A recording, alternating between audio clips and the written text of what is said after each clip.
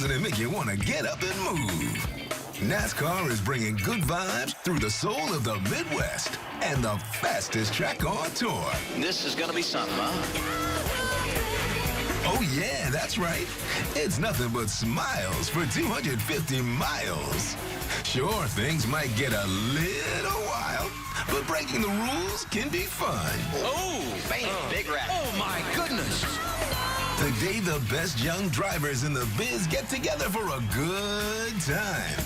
But only one will groove their way into victory lane. So strap in and boogie on down, because it's going to be a party. Wow, that made my heart race. You can't beat it, baby. The NASCAR Xfinity Series starts now on FS1. We're ready to boogie in Michigan right now. And, you know, some believe the number 13 is unlucky. But this is the 13th race of the Xfinity season, and luck is definitely going to be with one team today as they drive to victory lane. So there have been 9 different winners in the last 9 Michigan races, and the question is, could that trend continue today? We sure are going to find out. We're going to have a good time doing it. Hi, everyone. I am Shannon Spake. Welcome to Race Day on FS1. Larry McReynolds and Jamie McMurray joining me here in the Race Hub studios. Larry, last year in the Cup Series, all we talked about was the big 3 every single week. And we really have a big 3 that has sort of emerged in this Xfinity Series this season. And it's almost been a theme with Cole Custer, Tyler Reddick, and Christopher Bell since the green flag at Daytona back in February. They've won 8 of our 12 races, including the last 6. They're 1, 2, 3 in the points. And what I love about these 3 drivers, they drive for 3 different organizations. And you know what? We're in the Motor City, 3 different manufacturers they drive for. That's a good point. Yeah, I mean, when I think about last weekend, I think about the finish to the race and Tyler Reddick. And I don't know that we can all appreciate how hard Tyler Reddick and all 3 of those guys are driving every single lap. When you look at the finish of that race, the fact that he pushed Cole Custer down into turn 1 and almost made a move that you see like at Daytona and Talladega where he pulls off his rear bumper right there to clear him for the lead. We thought the race was over heading into turn 3, and you see Tyler got really loose and Cole was able to pass him. I just don't think we appreciate how hard every single lap that these guys are driving. Absolutely. Intense at the end of last week, and it's going to be intense today because there's going to be no shortage of hard racing at this 2-mile track. Well, and we always talk about speed at Daytona and Talladega, but this is a half-mile shorter and a lot less banking to work with, but these drivers are racing right at about 190 miles per hour. But I love the unpredictability about this race. You mentioned it. We only go there once a year. Last 9 races, 9 different winners. There's only one winner, previous winner, that's entered. He's the guy on the pole, Paul Menard. Unless he can pull it off, I have a feeling we'll be 10 for 10. The other thing, we talked about our big 3, the last 5 winners at Michigan, it was their first win of the season. So could that happen today? It certainly could. So we have Custer, Bell, and Reddick. We've talked about them. Is there somebody else that you have your eye on today, Jamie? Well, there is, and it's Chase Briscoe. And I think his season's been overshadowed by his teammate Cole Custer because of the success that Cole has had. But Chase has the 2nd best average finish of anyone in the field. And he's just been so good week in and week out. He has 6 top 5s in the first 12 races. And he's been good at every type track. Yeah. He's been good at short tracks. He's been good at intermediates. And he won the Roval at Charlotte last year. So this guy can run well at any type track. And I think if we see someone other than the big 3 win today, it's going to be Chase Briscoe. I'm going to have you guys sort of break it down and go one-on-one about who you think is better today and throughout the rest of the season. Pair some drivers up together. We're going to do that a little bit later in the show. You guys good for that? You guys good for that? You ready? One guy that we're all going to have our eyes on today is driver Bubba Wallace. Why? Well, that's because he's making his debut in the broadcast booth with Adam Alexander and Kevin Harvick. So Bubba was a pit reporter for the Drivers Only Xfinity race a few weeks ago. And if today is anything like that, well, you're in for a treat. Here's Adam and Bubba. Shannon, Bubba Wallace making his booth debut today with Kevin Harvick and myself. And I need to remind you right off the top, this is not Drivers Only Pit Road. This is suit and tie in the booth, my man. Yeah, I don't listen to rules very well, so we'll have some fun tomorrow. Yes, we will. And one thing I got to point out to you is there's some interesting numbers when it comes to Michigan. Last 9 races here, 9 different winners. Only previous winner that's entered would be Paul Menard, who won in 2014. And you might want to take a look at those Joe Gibbs Racing drivers who have won 4 of the last last 7 here at Michigan with 4 different drivers. What do you make of all of that? Wait, say that again so I can write it down. Write it down. 4 of the last 7 winners here have been Joe Gibbs Racing drivers. You got it? Yeah, got it. They're going to be stout. It'll be interesting racing. The 2-car's been fast all year long, so he's probably been the guy that's been giving Christopher Bell the biggest run for his money. So we'll see. It should be an exciting race. I'm pumped. I'm nervous. I haven't done my research. We're going to be texting Harvick tonight. What do I need to do? What do I not need to do? He's going to be on me hard, so it'll be fun. You said the 2-car will be fast. Do you know who's in the 2-car? Yes. I also know who is in the 4-car. It's Ross Chastain. Tyler Reddick in the 2. Okay, that's very good. We're off to a great start, Shannon. Yeah, Bubba, in high school, I used the bottom of my shoe to write the answer, so maybe try that trick. Coming up, we're going to see which driver has the best rap as they battle out one-on-one. And then we're going to hear from Regan Smith on his visit with a very special member of the 18 team. And then find out which of the Macs I can stump this week. Stay tuned right here on Race Day. Coming back. Christopher Bell, when he's out front, he's hard to beat. Cole Custer takes the inside lane, and he's pulling away. Shot out of a cannon is the 22 of Austin Cindric. In the mix. Allgaier right there, up there. Chase Briscoe has been so smooth. That is where he has made everybody pay. Hunter Nemechek just keeps getting better and better. Noah Gragson, the rookie, is leading things. I like what I'm seeing out of Annette. I mean, how great has he been on the long run? So we are in the Detroit area. Of course, Motown is in Detroit. I love music. You guys love music. So let's have a little music theme segment here, specifically rap. We're going to do a rap battle, okay? That's out of my wheelhouse. It is the rap battle between these two. And so we're going to have them pair up against driver to driver, and you guys tell us which driver you will pick. So first on our battle is Cole Custer versus Christopher Bell, the 2 drivers who have 3 wins this season. Yeah, look, this is a tough one to pick between. But when I look at these 2 guys, I didn't just think about what they've done this year. I thought what they've done throughout their career. And Christopher Bell has the best win percentage of anyone in the series full-time. He's won 11 of 53 races. And then I looked at how many laps he had led, and he had led over 500 laps in 12 races, which is every race this season. Yeah. So he's been really good on laps led. And he was good in practice yesterday. P1 in both practices. He qualified second. And he has a trend over the course of 2019 where when he has a bad run, he follows that up with a really good run. He did not run well at Pocono, so I expect him to have a great day today. Yeah, the one thing you and I will agree on here, this is a tough one, because if you look at their numbers in these 12 races of 2019, it's like you run them through a copying machine. Yeah. The wins, the top 5s, the top 10s. If you look at their starts at Michigan Xfinity Series, Cole Custer 2, both top 10 finishes. Christopher Bell 1, finished 11th. But you talked about laps led. Yeah, Christopher Bell has led more laps than that man right there, Cole Custer. But in the last 6 races, Cole has led almost 200 laps more. And the last time we were at a 2-mile racetrack, Xfinity Series, Cole Custer wins at Auto Club Speedway. All right, before we move on, I'll tell you, Tyler Reddick is not part of this battle, and that's just because he's the top dog, so we're taking everybody beneath him. Okay, the next 2, Austin Cindric and Justin Allgaier. What do you guys got? Yeah, this is where I'm going to go with experience. Austin Cindric, only 1 start there in Xfinity Series, finished 23rd. Justin Allgaier, he has 8 starts there. And I think this race could be won on strategy, and I like Justin's crew chief. Didn't you have enough strategy last week? Not at all. I never get enough strategy. But here's the other thing. I know Justin's looking for that first win of 2019, yes, but he's finished second 3 times, including 2 of the last 3 races. What you say about that, Jamie? I'll give Larry that Justin has more experience, but his experience this year has been super inconsistent, and Austin Cindric has been the opposite of that. Very consistent all year long. He hasn't been a guy that's contended to win races, but a lot of top 5s, top 10s. And when I look at the car that he's in, it finished in the top 5 both Michigan races, 2017 and 2018. So he's in a good car. He's done a great job this year. Only 1 finish at 20th or worse, and he's finished Allgaier in 8 of 12 races this year. So a lot of stats you guys are throwing around. My goodness, nothing on prompter for these guys either. They're keeping it all up here. Okay, Chase Briscoe, John Hunter Nemechek, those are the 2 guys. The undercard, of course, but you take a look at these 2 guys, and what say you? Well, look, Chase Briscoe, I talked about earlier, I think he's the guy that could step up and win today. He's finished in the top 5 in 6 of 12 races this year. Super fast. He's been good at every type track. And I don't know, man. Chase Briscoe's just having a really quiet, great year. And when I look at these two, I just think he'll outperform John Hunter today. Yeah, I'll be the first to say that John Hunter Nemechek, he has not performed like I thought they would perform. But I'm seeing them come to life of late. They've become a model of consistency, top 12 in the last 7 races.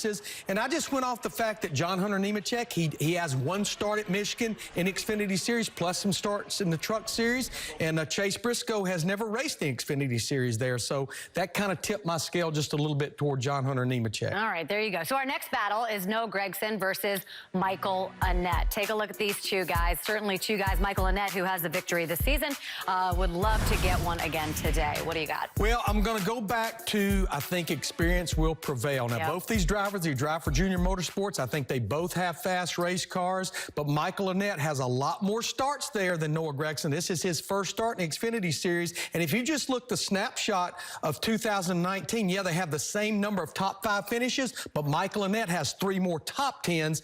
I'm a big fan of both of them. I think that though experience will prevail. He just rolled his eyes. I did. What do you got? Well, here's the thing. Noah Gragson only has 16 starts in the Xfinity Series. His last 2, and he got off to a slow start, and he's been, I mean, not that he's been disappointing to me, but I expected him to get off to a quicker start, but it seems like the last couple races, they've gotten it together. He's been 4th and 6th at Charlotte and Pocono, and I give Larry that Michael Annett has more experience, but at this track, his experience has not been good. He hasn't finished better than 12th in his last 5 races, so I'm going to say that Noah Gragson will clearly outperform Michael Annett. All right, give me those notes, because we got 1 extra one, and it's not even on your notes. Give it to me. All right, take a look at these two. What do you think about this? We got MC Larry Mack and Jam Master Jamie McMurray. What do you think? Yeah? No?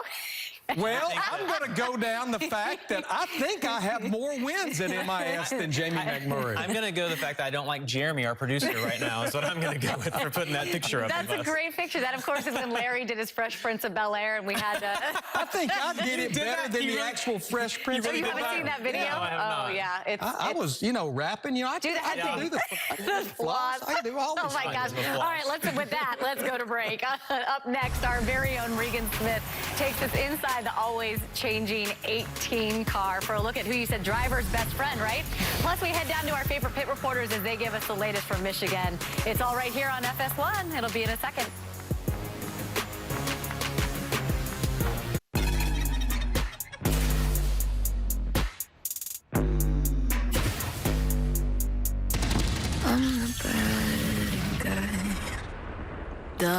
So Tuesday on Fox, all eyes are going to be on the defending champion U.S. national team in its opening match in group play versus Thailand. Coverage begins 2 Eastern, and all matches of the 2019 FIFA Women's World Cup will be live on Fox FS1 and streaming on the Fox Sports app. That is Tuesday on Fox. Make sure you support our ladies. So welcome back to race day.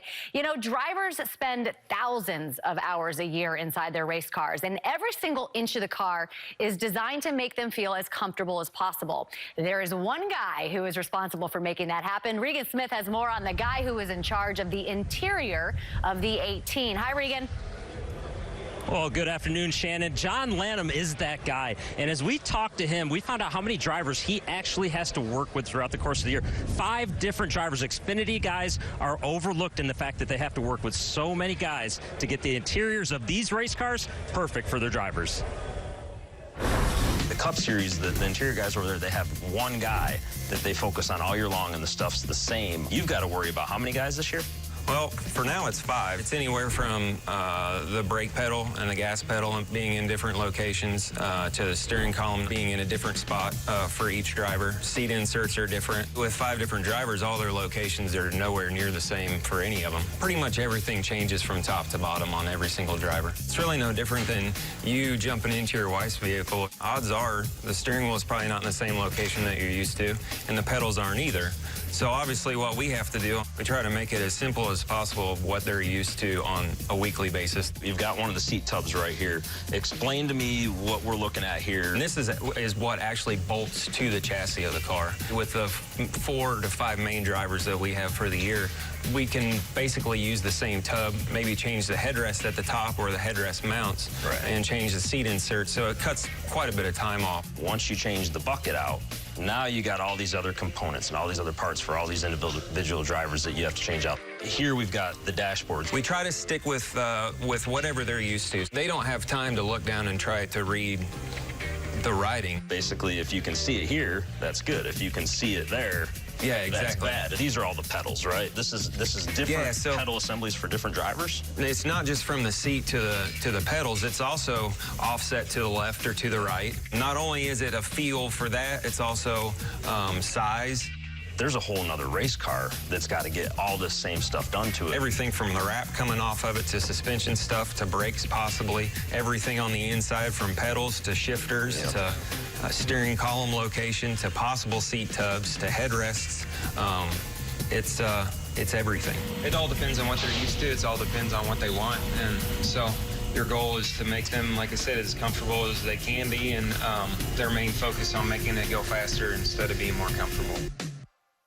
That was such a cool piece. I always think about that, right? The drivers in the car, if one little thing is off, what's that like during the race? Well, that's your best friend, right, at the track. You spend as much time with that guy throughout the week getting your car right, and they can make your day great or bad if they do something wrong or you know, don't do exactly what you want. But I think about, you know, over my years, it's one of your better friends, though, because you spend so much time working together on getting that car just right. And I thought it was interesting to hear him talk about not only the distance of the pedals, but the offset. Like, everybody is different, and we get so acclimated to what we like that if something's a little bit off, you notice it and you want it to be perfect. You know, I've always had a philosophy that you can put a rookie driver with a veteran crew chief, or you can put a veteran driver with a rookie crew chief. Well, over there, Ben Beshore, the crew chief, he is an absolute rookie. This is his first year. There he is right there, and he's working with all these different drivers. A couple of them absolute raw rookies, Riley Herbst and Harrison Burton. In fact, Riley Herbst is in the car this week. A little bit of a curveball for him yesterday. They crashed in that first practice. They had to go to a backup car. So for him to work with all these different drivers and only have 2 finishes outside the top 15, I'm pretty impressed what Ben Beshore's doing over there. That had nothing to do with the interior guy, by the way. Well, you know, it's a combination. It's a team. It's a team effort. It is. And he has to set that car up for all those different drivers. Well, and when it comes to those rookies, he has to kind of listen to what they're saying, but he has to kind of go off what he learns with those veteran drivers as well. Yeah, and I think it's important that Kyle Busch is in that car and is showing the success that it can have, because when you're a rookie driver and you're getting in that, knowing that the team, the crew chief, that they're all capable of winning, that gives you some confidence that you don't have if you're not with that type of a team. Confidence like we have on this set every Saturday, right? Ton of confidence. Especially during rap battles. And Stump the Mac, which is coming up next. I'm going to do just that. I'm going to try to stump these guys. Find out if I can next on FS1.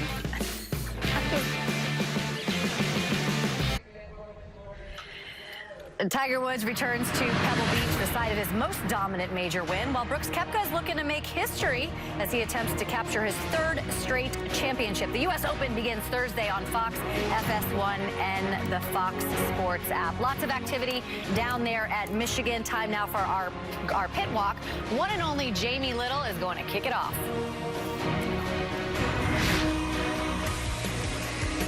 And Jeb Burton just getting ready. So you've been here twice in a Cup car, twice in a truck, but first time in Xfinity. How you feeling about your chances today? I'm feeling good. We got to get a new partner on the car with LS Tractors.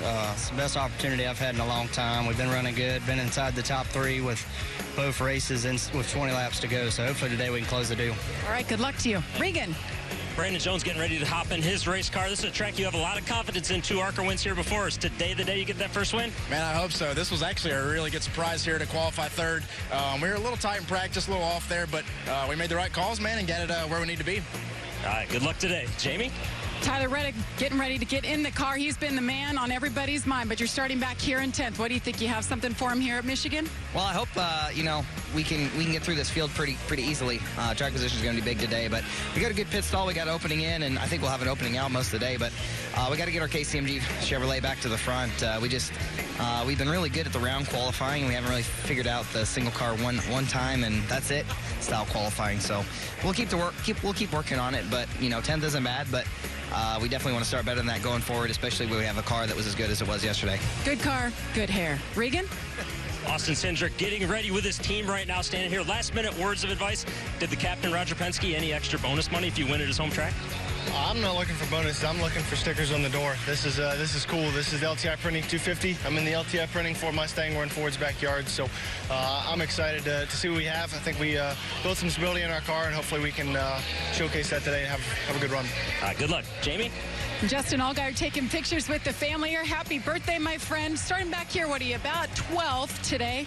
What'd you think about the balance? Did you get it where you needed it? No, unfortunately, qualifying with that big moment, we don't really know what to expect for the race, but all these guys on this Brent Professor Agriculture Camaro do such a fantastic job that even though we're starting farther back than I would like, here at Michigan, it's all about track position. It's all about pit strategy.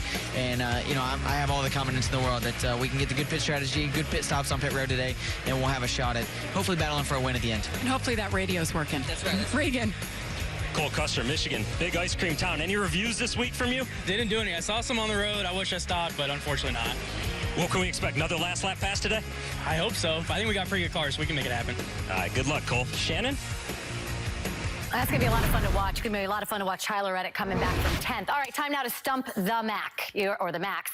Larry, you're up first. You're a big football fan, right? I am. And we're in Michigan. So the University of Michigan's biggest football rival is who? I would say Ohio State. I would say that's pretty. Did you know that? Pretty safe statement. No. You thought I was going to say Michigan State, didn't you? No. I would hope that you would say Ohio State. Who's Alabama's biggest rival? It would be Auburn. Auburn, yes. I knew that. Well, that's true, too. Now, Clemson's getting close, though, right? Did you know that I won with an Auburn car at Talladega? Well, there you go. Jamie, the Olympic swimmer who was enrolled and took classes at University of Michigan while training for the Olympics was whom? I'm glad you. I'm going to say Michael Phelps. There you go. I made it so easy for you. Yes, Michael Phelps. And I did not know this because I know he's from the Baltimore area, but that's pretty cool. Michigan Stadium is nicknamed what? The Big House. The Big House. That's right. Jamie. No singing. You wait. Jamie, a musician from Michigan or from the Detroit area. Just name one. Well, I only know of two, but I'm going to say Eminem. There you go. Or Kid Rock. Madonna's also from Kid Michigan. Rock, So, okay, so we're in right around Motown. So here's a Motown hit. I want you guys to finish this sentence. I've got sunshine on a cloudy day. I know Marvin Gaye sings it, right? You're rhyming. I've got sunshine on a cloudy day. We're not singing, Shannon. No. We already told you that. You finished it. No, it's the next line. When it's cold outside. When it's cold outside. I got the month of May. Good job. You did it. Nice. Did you give it to you? Gave it to you. And you're here. Time now to praise things fly. We don't have the month of May anymore, but we have June, and we have 250 miles in Michigan International Speedway. Trackside for opening ceremonies happens right now. Ladies and gentlemen, please rise and remain standing and remove your hats as the Jackson County Office of Sheriff Honor Guard Unit presents our nation's colors.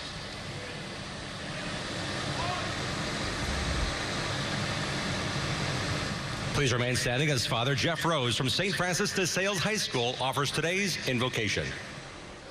Almighty God, we thank you for another beautiful Pure Michigan day, and we thank you for having us all arrive here safely to enjoy today's race. Keep our drivers and teams safe as they compete for us today. And we ask this all with great faith, hope, and love. Amen.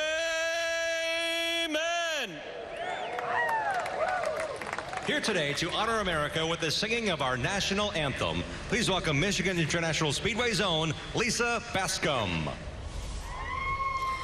Oh, say, can you see by the dawn's early light what so proudly we hailed at the twilight's last gleaming, whose broad stripes and bright stars through the perilous fight o'er the ramparts we watched were so gallantly streaming, and the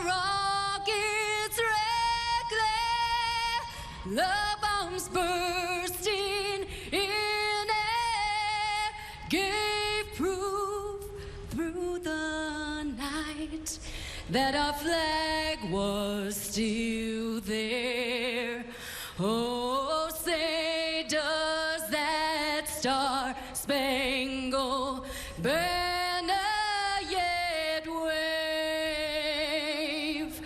o'er the land of the free and the home of the brave?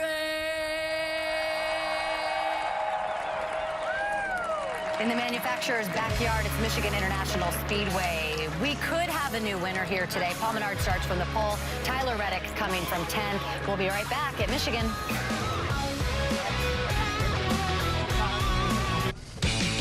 We have a first-timer in our Xfinity Series booth, so let's get to know Bubba Wallace. Started racing at a young age in and around Charlotte. Got a big Truck Series win here at Michigan just a few years ago. And the highlight, without question, 2018 Daytona 500 when he was a runner-up. And he can get it done on track and off. He is quite the drummer. And today he went with polka dots. I went with stripes. I hope that's not an indication of things to come. Bubba, we're glad you're here with Kevin Harvick and myself. Welcome in, buddy. Thank you. I'm excited. My debut here. Michigan's always been a good place to me, so why not come up from a bird's eye view and give that a try? You both have won here, and I've always heard this place is a driver's track. Why do you guys like it so much, Kevin? Well, there's a lot of speed, and it's very line sensitive, and I think as you look at the two grooves today, you'll see the very bottom of the racetrack and one groove up. So you want to stay off of those seams for the most part, but I think you can also use them to your benefit at times in turn 3 and 4. So it'll be interesting to see where the preferred groove is to pass, because the preferred groove to race is going to be groove 2. The one word that really describes Michigan, speed, speed, speed. Where does handling come into play, Bubba? As soon as you tug off the wall to make the corner, and if the back end doesn't stick or the front end just kind of pushes through with the front tires, it's not a fun day. So we do talk about and brag about the speed here, but it becomes a trouble if your car isn't set up right. A lot of details when it comes to being successful at this place, Kevin. Well, we talk about details, and a lot of that comes to pit road. And I think if we have green flag pit stops in the last stage of this race and it comes down to getting to pit road, the race could be won or lost getting onto pit road, but also with pit strategy. Could be also won on a restart. We had 10 cautions in this race a year ago. If we get a number like that today, a lot of restarts. You better get after it, and likely you'll want to be in that outside lane. It's time to go trackside and get the command of fire engines here at Michigan. Race fans, it's time for the most famous words in motorsports. Here to give the command to start the engines, please welcome today's Grand Marshal, Master Sergeant Rodney Gray. On behalf of Brad Keselowski's Checkered Flag Foundation, drivers, start your engines!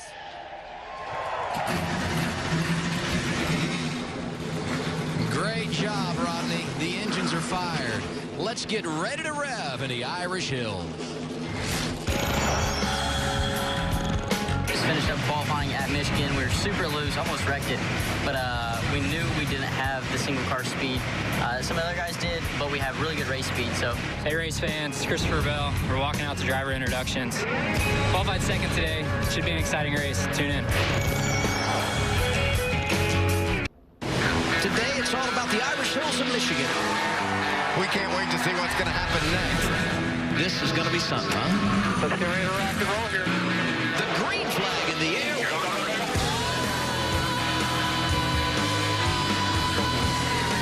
Hang on, hang on, hang on. That was impressive.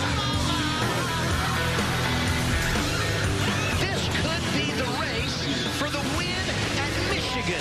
We'll never forget this moment.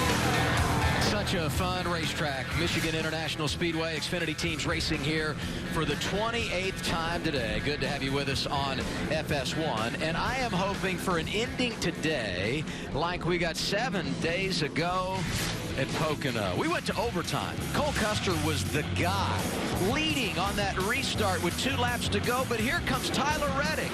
Reddick's going to win, right? It would be his 3rd of the year. Final lap, final turn, there's Custer flexing his muscles. He drives off to the checkered flag, gets his 3rd win of the year.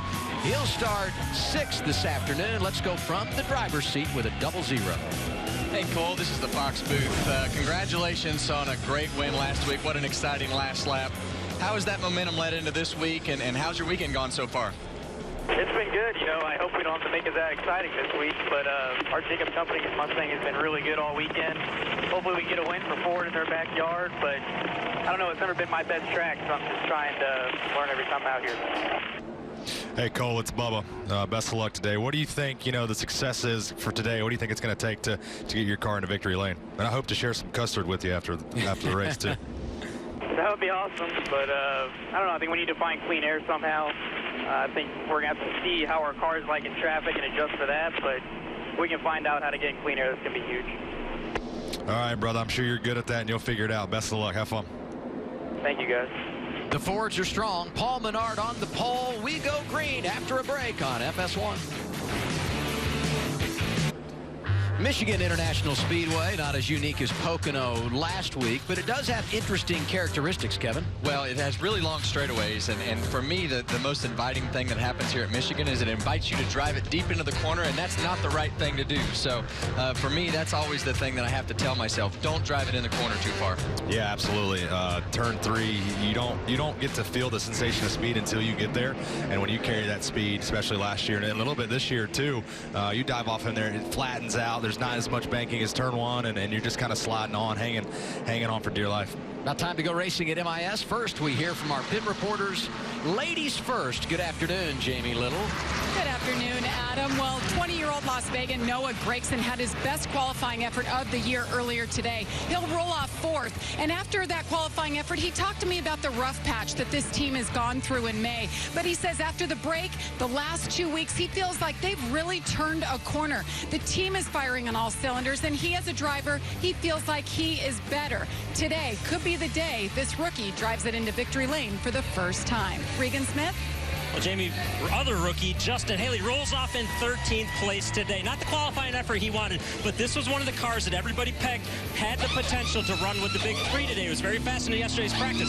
If he's going to do that, though, he's going to have to do so without his normal crew chief, Nick Harrison, who did not make the trip up here this weekend. He is at home with an illness right now. So on the pit box will be Chris Rice, the team manager. He'll be helping make the calls. Alex Yance is the crew chief for the week this weekend on this race car. No offense to Chris Rice, but that's a big loss. Nick Harrison has 2 Xfinity wins here at Michigan. Yeah, and I think when you look at that communication and the way that things go on the pit box, it definitely throws a dynamic in there that is new. And when you have a young driver, it becomes something that you don't want to shake things up. But you want to shake things up as little as possible when you have a young driver that you're trying to teach new racetracks and new things about new cars. The one thing I want to go back to is Jamie there. She said Noah felt like he had matured. You've been through this. What does that mean? I think you just start showing up to the track with more confidence and knowing how to set your car up in the right spot to make the right moves and put yourself in a spot to eventually win the race. Paul Menard takes the outside lane. It's time to make it happen here at Michigan.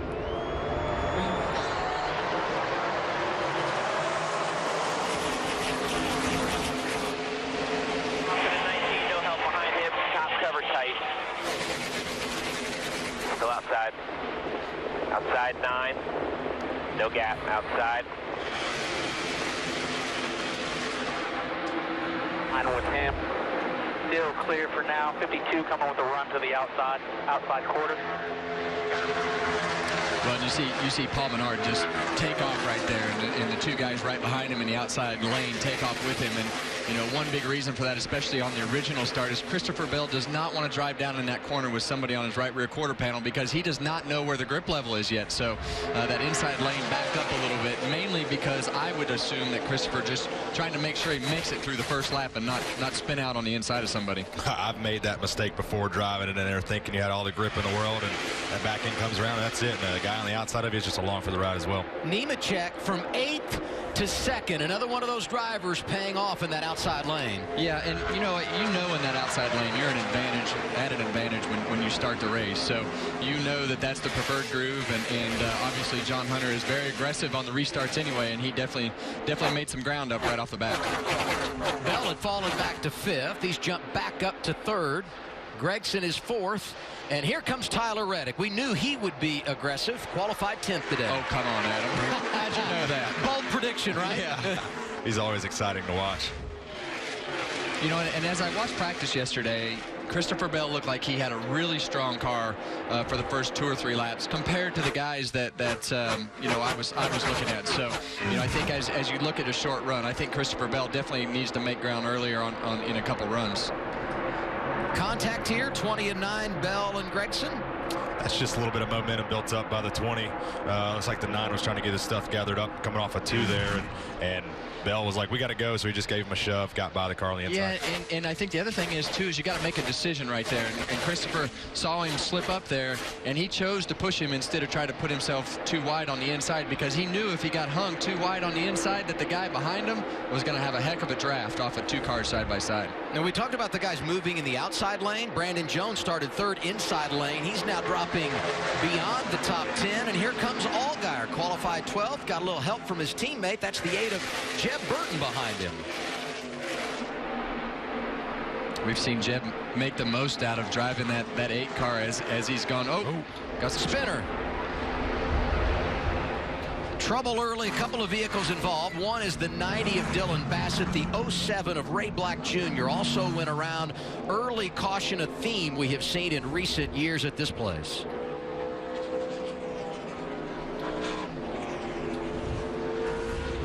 Bassett making his 2nd career start. He and his brother Ronnie have shared that 90 from time to time in the early portion of 2019. What happened here, fellas?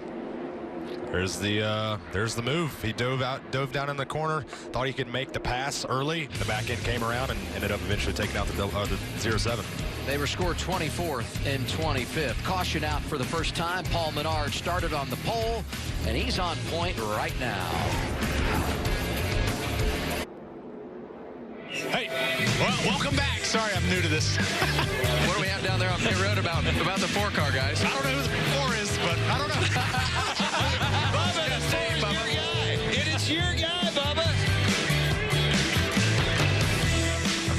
See, if I had been in the booth, I would have just eased into, of course, the 4 is Ross Chastain. Boyer just let you have it. So can we get this straight? Okay, I knew who was driving the 4. I didn't know the 4 car was my car on pit road. That's why I said I don't know who the 4 is. It came out wrong. He loves bringing this up every time I see him. He was like, you know who's driving the 4 this week? Ross Chastain. It was a fun moment, so don't be Debbie Downer here and try to bring up what the excuse was. It was a funny moment, and just live with it. It was. I'll take it. And your coach was Regan Smith. I blame him. Yeah. Regan struggled a little bit. You should always blame the coach, but in this case, the coach tried to hand the entire playbook to the player. The player didn't want the playbook. I had a notepad with everything on it. Bubba said, "You just hold on to that. Tell me what to say later." Yeah. Hey, we made it work. We had a great day. I appreciate it. It was a lot of fun on pit road, and it was very warm too. You talked about how warm it was in the booth, Kevin. It was warm on pit road. Yeah. Well, the 4 car is Ross Chastain. Oh, look at there. And he did race last night in the truck race. How did he do? He finished 10th. Okay. Yeah. Top 10. There you go. Scored points in both stages. Not a bad start today. Chastain, 15th right now under caution. It's crazy how lap 1, everybody's running totally different lines than they were in practice. Race pace is definitely going to fall off more. Copy that. It was what's saying like running lower, but it's not going to change. I'm just. Now, we would say that's Jeb Burton, but you really don't need to say who that is because the accent kind of gives it away. And I saw Father Ward down in the garage. Those two really have done a great job working together to build this program. Yeah, they have. And you know, I think as you hear those comments,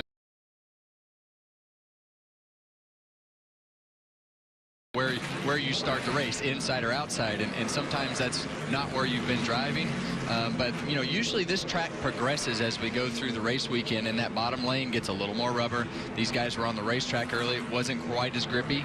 The Cup cars got out there, and we wore the bottom lane out because our cars are, you know, a little bit slower and a little bit different. We can move around the racetrack. So that bottom lane is going to be more effective than it was for these guys in practice today. Kevin, Tuesday on Fox, all eyes will be on Alex Morgan, Carly Lloyd, and Megan Rapinoe as they lead the U.S. women's national team against Thailand in group play. Coverage begins 2 Eastern time. All matches of the 2019 FIFA Women's World Cup live on Fox, FS1, and the Fox Sports app. And we had on Race Hub this week you doing the jersey unveil, Bubba. Yeah, that was cool. I didn't even know. They were like, here's a jersey. Excited for that. I've gotten into the soccer world a couple of years ago, and I've really, from playing video games, from playing it on video games, I understood the game a little bit, and now I'm cheering on our team, so hopefully they can bring it home. You start talking video games, you're going to expose Harvick and I on age real quick.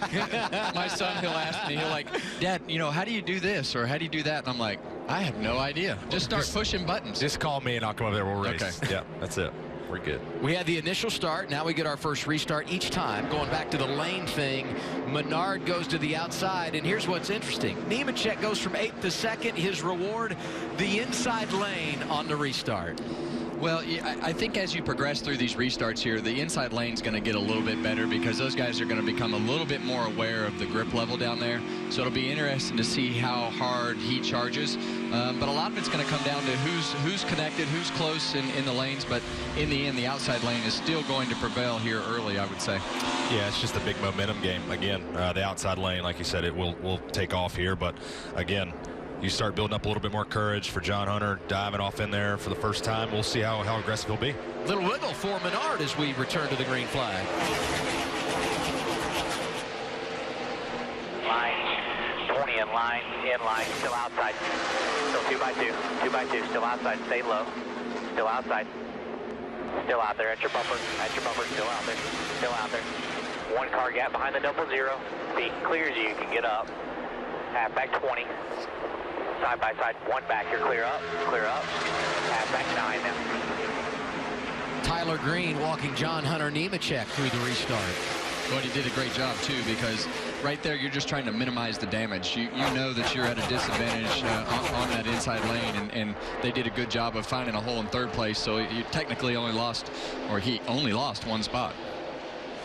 That's a win compared to what we saw on the initial start. Unless the caution comes out, then he will be back on the bottom, starting 3rd. Congratulations, right? Reddick peeked down low, nothing there, and this is for the top spot. Custer is there, and here comes Bell down to the inside of Menard. 2 bottom with the 23. I've seen that move before. I think I pulled it off in that truck win.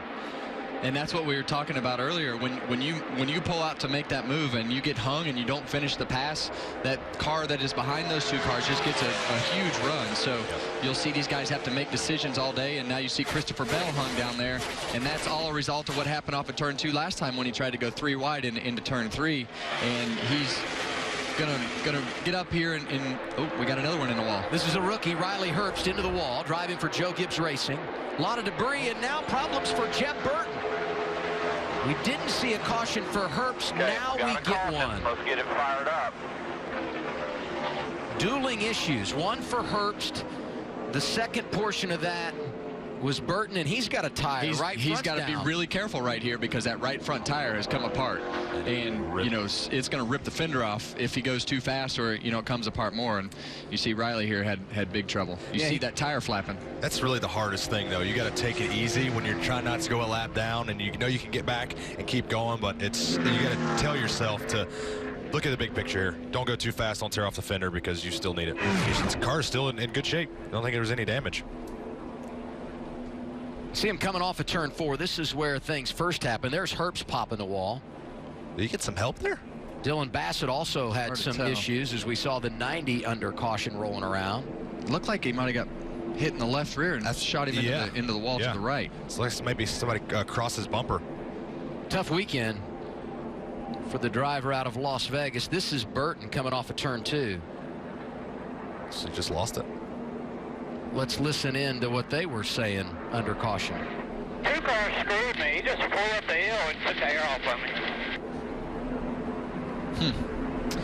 Yeah, that's the challenges we have, fighting for that air.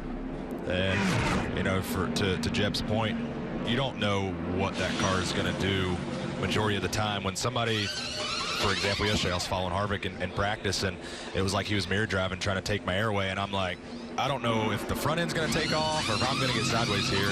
And you see Jeb, I guess he wasn't ready for it there. What's up down there, Jamie? Well, Riley Herbst just hold it in. Remember, he's in a backup car, started in the back, made some good forward progression, but said it was so edgy. And then he had that incident, and he said he was definitely helped. The team on the radio, though, just said they are done. 18 car out for the day. Well, we just heard a very animated Jeff Burton on the radio about that spin. The plan for these guys was to get it to pit road, change the tires, get that all taken care of, put the roof flap down. When you spin on these high-speed racetracks, the roof flaps come up as well as the hood flaps. They're going to repair that stuff, pull on the fenders just a little bit, and get him back on the track. Burton has made 2 starts this year. Both times finished inside the top 10. He's in jeopardy of missing that today. Big damage for Hurst. That's why you don't pull up in front of me in practice. Yeah, you know, I don't I don't know what that means, but obviously there was a moment in practice, and it looked, we were talking off air right there, that corner flattens out really fast off of turn 2, and especially when you're in that second lane.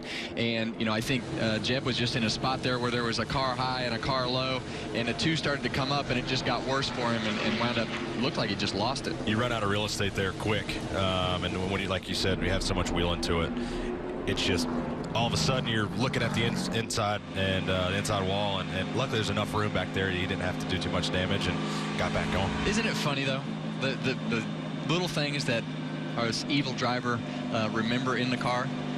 Yes. Oh, I still hold some grudges. Maybe a couple against you from practice moves or something. Yeah, that's how we are, though. That's right. How we are. You have to be wired that way. Yes. All drivers are bitter, aren't they, Regan? Well, and it's funny to hear 2 sides of the story. I talked to both of those guys about that practice incident. From Jeff Burton's perspective, he came out in front of Tyler Reddick, held him off for 10 laps, and was really excited. He thought, I got a great race car. We held off Tyler Reddick. That's a good thing.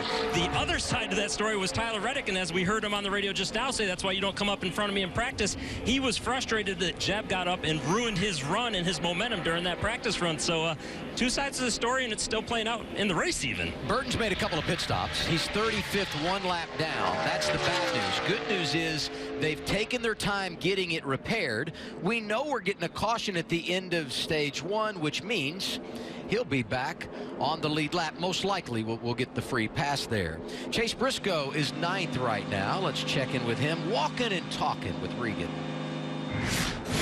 Hi, Chase. So your family has a long history of racing and a long background of racing. Your dad included. He drove some, or your grandpa drove some. Yeah, my grandpa started owning sprint cars in 1976. Had a lot of the legends in sprint cars drive for him. I mean, literally anybody that was a who's who in sprint car racing drove for my grandpa, it seems like. Then my dad raced for over 20 years, had over 200 wins. Sprint cars has always been a huge passion of mine and still is, and that's why I still go do it every chance I get. So do you now, at this point, being the one that's made it to the Xfinity Series, you got bragging rights?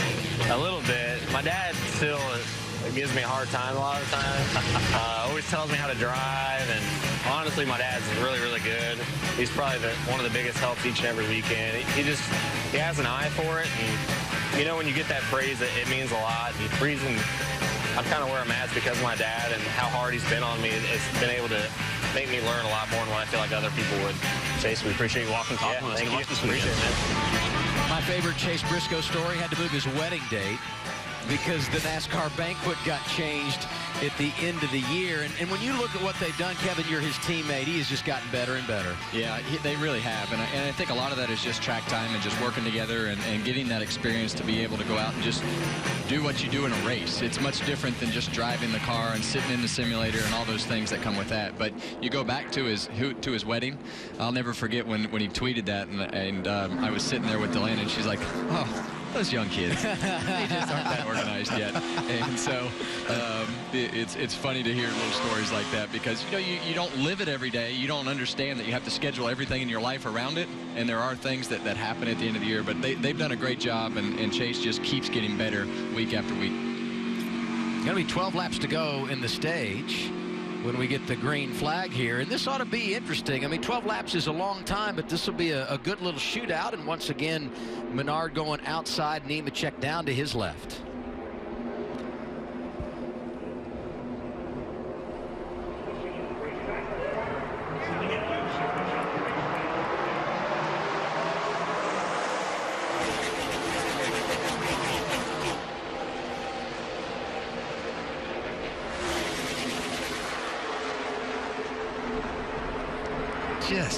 barely not clear right there as he got in there, but he's definitely got a little more aggressive that time, and you see him get underneath the 12 and have to check him up a little bit, and Christopher Bell's got a huge run. Bell came off a 2 like he was shot out of a cannon. They're side by side for the top spot going to turn 3.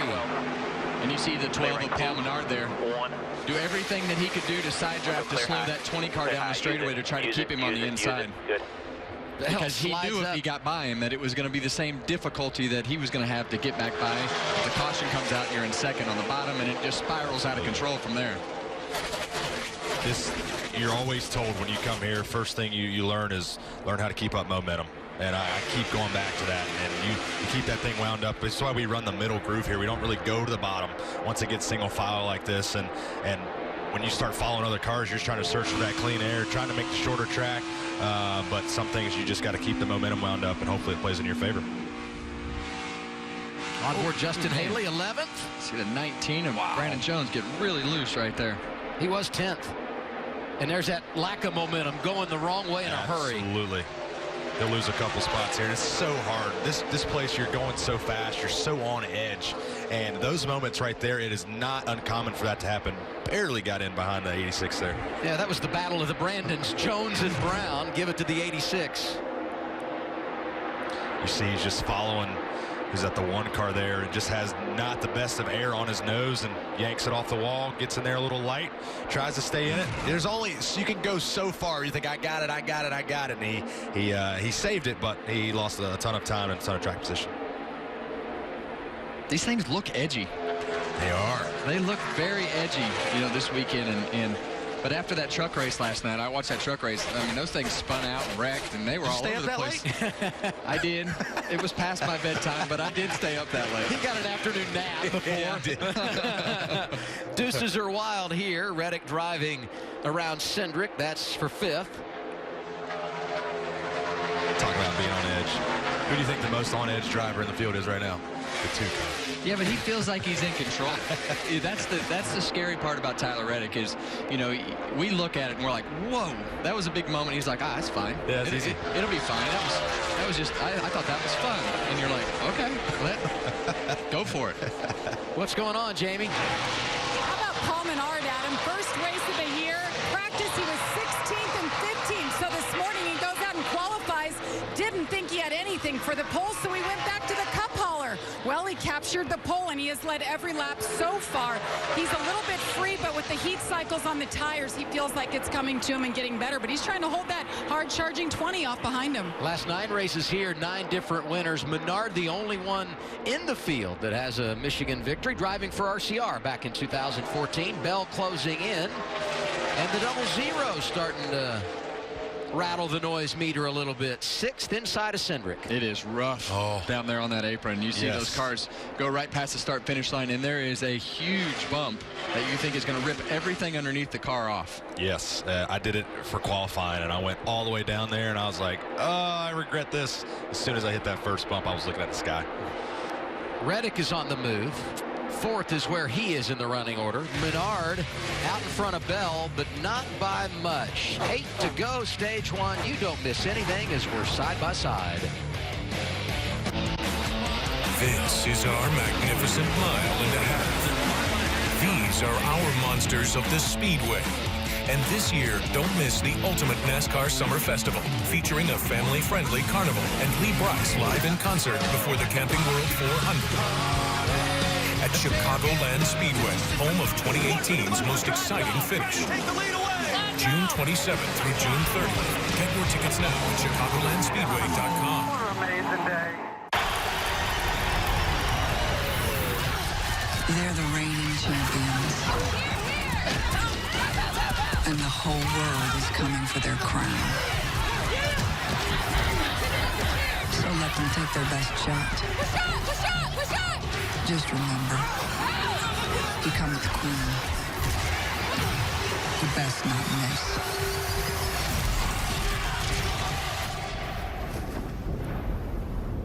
I used to book my hotel room on those travel sites, but there was always a catch. Like somehow you'd wind up getting less. But now I book at Hilton.com and I get all these great perks. I got to select my room from the floor plan. Very nice. I know, I'm good at picking stuff. Free Wi-Fi, laptop by the pool is a bold choice, and the price match guarantee. How do you know all this? You like some magical Hilton fairy? It's just here on the Hilton app.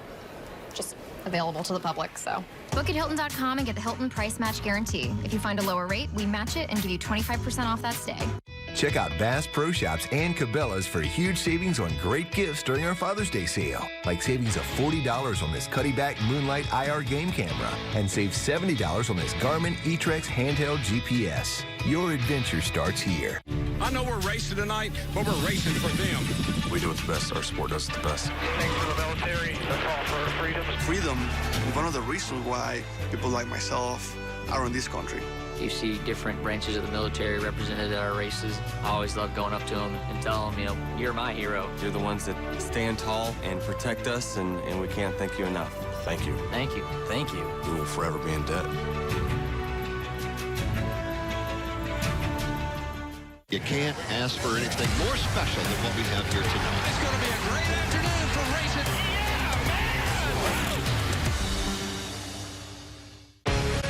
About to wrap up stage one for the Xfinity Series at Michigan. Paul Menard started on the pole. He's led all 27 laps here today. Bell, Reddick, Nemechek, Gregson, the top 5.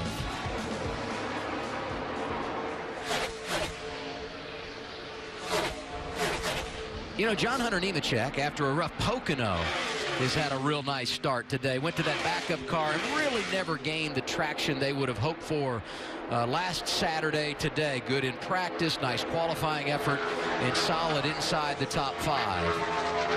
Yeah, John Hunter's been, you know, progressively getting better and better throughout the year, and it just comes with time, man.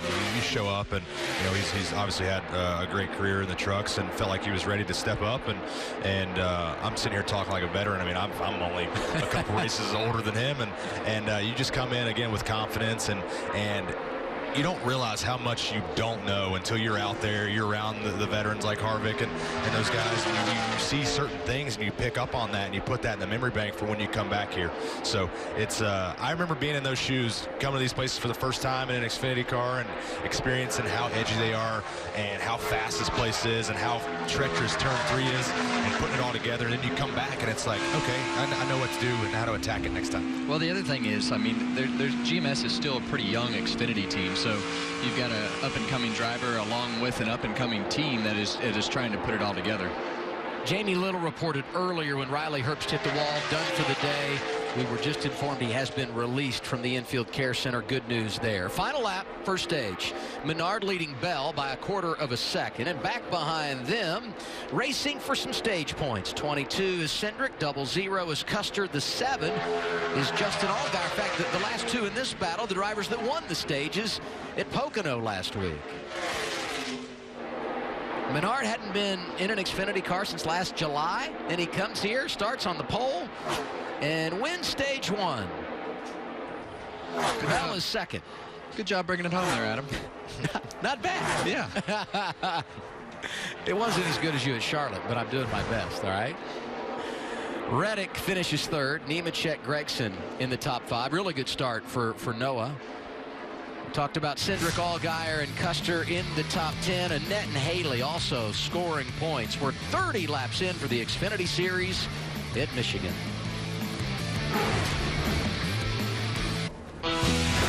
June 8th. Here's what happened on this date. We start in 1949. George Orwell's 1984 is published. 1966, NFL and AFL have their merger announced. 1969, the Yankees retire Mickey Mantle's legendary number 7. And in 84, the Ghostbusters movie is released into theaters. So with that, I say... Don't even start. I don't even want to hear it. I know where you're going. Yeah, I know you do. You would have went with me. Did you know where I was going, Bubba? Not at all. Bubba didn't even know where I was going. Before my time, so I was going to say, you don't have to answer the question. Who are you going to call? Oh, Ghostbusters. Yeah, okay, there you go. Okay. And now you know. And now you know why Harvick was waving me off. Good opening stage for Noah Gregson, who ends up 5th. Go through this stage. Try to keep all the track position we can get, or we can do 4. Try to make sure we got a good read on the car and get it set up for the end. I think we do 4, but that's my call. Tyler Reddick hits his pit stall. He goes over the line. They're going to have to back him up. That race car started off a little bit too tight and was building too tight too soon for him. They're going to put 4 tires on his race car and try to free him up just a little bit. On the right side of the screen, John Hunter Nemechek. He's been too loose from the late center to the exit with that race car. Jamie. Paul Menard in the 12, 2 tires. It was a code word. He also got a little adjustment air pressure as well. The 20, Christopher Bell going for 4 tires. A little snug landing in 1. Not too bad in 3, and air pressure adjustment as well. The 12, nice work. Custer comes off pit road +6. Nice effort by him. And you see a little bit of a theme at the top. Those 2 tires. And the debate was on. What do you do, 2 or 4? And it's not just about what you're doing here, but how that sets you up for the rest of the race. Well, I think when you look at Cole Custer, that first pit stall paid off really big for him right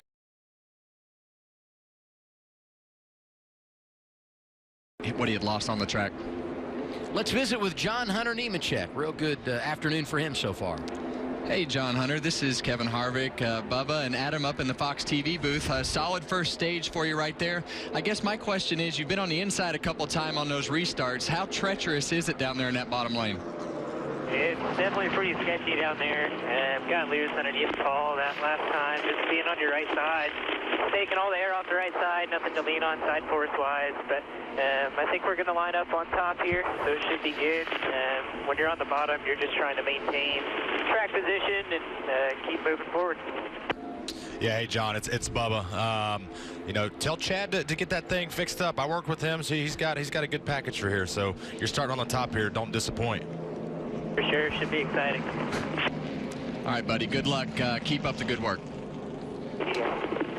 It has to pain any driver to use the word maintain, doesn't it? A couple of early cautions. 3rd of the day for the end of stage 1. It was Paul Menard who won it.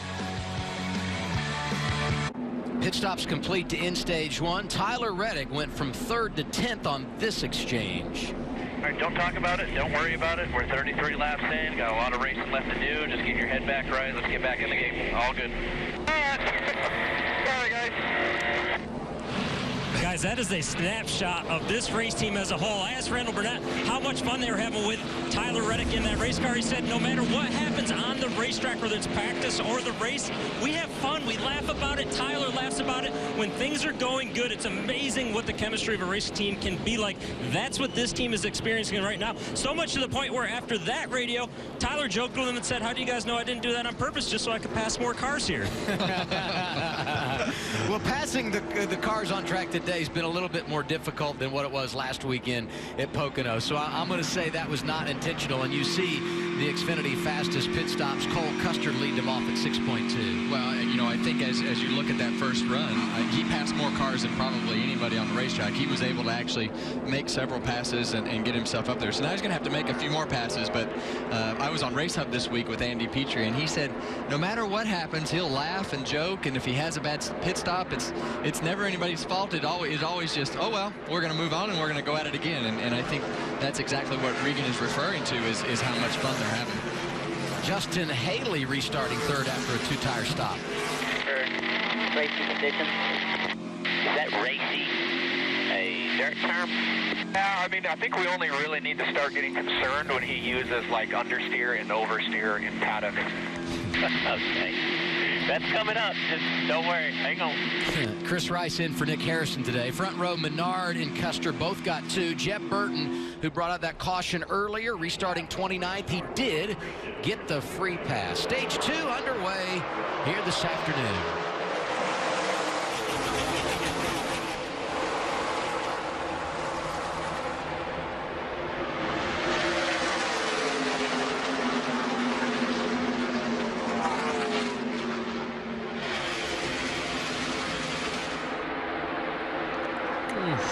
That's a little dirt tracking, right, Haley? That's racing. That's racing right there. Bell able to come through, the loss of momentum, and there's the 2 of Tyler Reddick.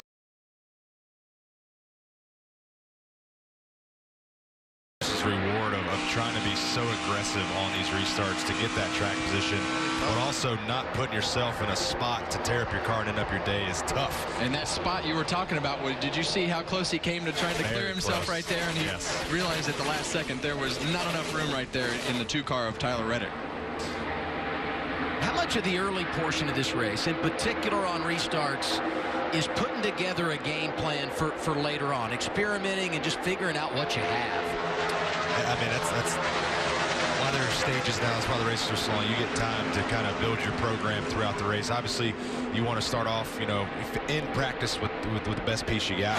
And we always know that when you in practice, the car is never the same once you drop the green flag. It never works out like that. So you're always constantly adjusting on it. And here with the strategy, you can pull 4 tires, 2 tires. If you're a little free like what we're seeing today, a lot of guys on the edge, we were talking about it off the air. 2 tires tightens it up a substantial amount here, so you could play that into your favor, how your car's handling and how it's reacting. Here's that last restart. It's definitely racy. Yeah. Definitely racy. And you heard him. I mean, he was out of the gas several times there. He could tell that it was not going how he wanted it to go, and luckily he was in and out of the gas to keep himself out of trouble, but it was definitely racy. Visor cam coming off of turn 4. This is Chase Briscoe. We appreciate him giving us this perspective.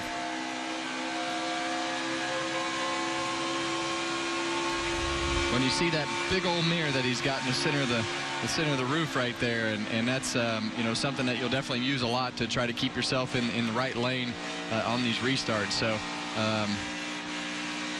this is just Michigan's just like Daytona, Talladega, especially just trying to stay in line. Where's that car behind you? Is he going to stay with you? Is he going to pull out? So it's always a guessing game. So you do look in the mirror here a lot more than other 1.5-mile tracks, 2-mile tracks. Custer hanging around. Be in line tight. We're by 5 in front of him. You're better than him. We'll have to figure out a way to get around him. Top 3. Tight as they come into turn 1. And the one thing that I've noticed about Cole Custer's car is he's moved down the racetrack, and Paul Menard you actually see move down the racetrack to try to take the air off of the 00 there. So they're both on right side tires. So at first I thought the 00 might be on 4, but he's definitely just found a little different groove lower on the racetrack, and you can really see that bottom lane coming in. You got to be careful with that as well, though. You cross that bottom seam, and the car starts to de-wedge, and it reacts a little bit differently than you expected. So that just all comes with experience and time and seat time. Yeah, and it's amazing to me how different the entries are to turns 1 and turns 3. We talk about, you know, how flat the entrance is to turn 3. And I came here a long time ago, and Jim Sauter was doing all the IROC testing, and he was talking about the light in turn 1. He said, whatever you do, if you're going to the bottom or if you're going to the middle, no matter where you're going, do not turn into that first corner until you pass that light. So for whatever reason, that's just some old school wisdom there. Way old school. Yeah. This is the race for 10th. Ryan Sieg trying to get Austin Cindric, Jamie. Well, you look at what the Penske cars did. They did opposite on that last pit stop. The 12 of Menard took right sides, but the 22 took 4. Now, I just talked to Goodyear, and they said the left sides that came off the 22 had excessive wear for what they would have expected. So now the question is, will the 12 get bit by that tire wear on the left side, since he did only take right sides only? Yeah, we're about halfway through the second stage, Jamie. The other thing is, if you take 2 on that first set, you come back and get 4 at the end of stage 2, might open you up for a 2-tire stop. Final one of the day. We'll see how it plays out. Tonight we've got 2 of the best rivalries in baseball headlining our coverage. Most of the country. We'll see the Cardinals take on the Cubs in the NL Central. Others will catch the Dodgers and the Giants. Coverage begins 7 Eastern on Fox and the Fox Sports app. Check your local listings. Your old high school classmate Corey Seager going to be playing shortstop for the Dodgers, and this for the race lead. Cole Custer driving underneath the Paul Menard, could not get there. It's back to that momentum. Just Menard kind of doesn't really put on his door, just keeps that momentum built up in the middle groove, and motor's right on by. Well, he's definitely figured out what it takes to make that bottom groove work, especially in turns 3 and 4. And in order to make that bottom groove work, you really have to get your entry right into turn 3 and get that thing so that the left side tires are right down on the white line. Otherwise, you get stuck in no man's land right against that first seam. Turn 3, you can't describe it unless you are physically driving in there at 190, 200 mile an hour. It feels like it's off cambered and you're going the other way, like negative banking. And when it does that and you turn left to get down the bottom line, the rear end of the car gets light and it starts kind of steering you down the line, and you're hanging on, and next thing you know, you gas up because you got so much real estate up off. But the entry to that part, you get nightmares thinking about it. Let's get more on Menard with Jamie. Yeah, this run he fired off just a little bit tighter, but it was slowly coming to him, and he just now told his team it has stabilized. But if you look right there, right in the middle of the nose, he's got a little piece of debris. They're keeping an eye on it, not too concerned right now, but Paul's definitely watching his temps. It seems like every time we come to Michigan, California, the other 2-mile oval fits this category 2. Debris on the grill at some point rears its head. Yeah, there's a lot of hot dogs up here, Adam. We're not at Martinsville. Brandon Jones, Justin Allgaier, that's 7th, right behind Nemechek.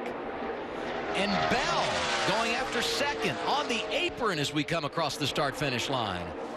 Well, and that's like we talked earlier, that's the danger of when you try to make a pass and don't have something happen, and then the guy behind you carries that momentum like Bubba has been talking about, and Cole has been really working that bottom, but Paul has moved down into his lane to try to put some dirty air on the front of his car. So 9 to go, stage 2. 280 is max for us. You're not getting above 280. So I got 10 more degrees. Yes, sir. Off the last number you gave us, you have 10 degrees off of that. It's all about that debris on the grill, right? Yeah, and these guys set the limits right on what they think is the max. So with all the things that are going on with the engine in today's world, you can't get them too hot, or they just start losing power and it starts damaging the engine. So in this track position game, you don't want to have to pit or let somebody go by to try to get the debris off the car. So they don't have far to go here, but definitely got to keep an eye on it because there's definitely some debris on the front of that car. Saw Ryan Sieg in the 39 get by Briscoe up to 11th. That 39 car really good here in practice yesterday. He was so bad early in the race, they had to come down and make a stop, just get an adjustment, no tires on one of those early cautions, and kind of back and forth since then, unable to really crack the top 10 on a consistent basis. Well, this place can do that to you in practice because you get a bunch of cycles on the tires, and then you think your car is tight, so you keep loosening your car up, and if you don't put sticker tires on at the end of practice or make a long run at the end of practice, you really kind of lose sight of where you are. And then if you didn't do that and you start the race with sticker tires and you fill the thing up with fuel and you make adjustments to make your car looser, you see that a whole bunch here at Michigan because of the fact that it gets so tight in practice.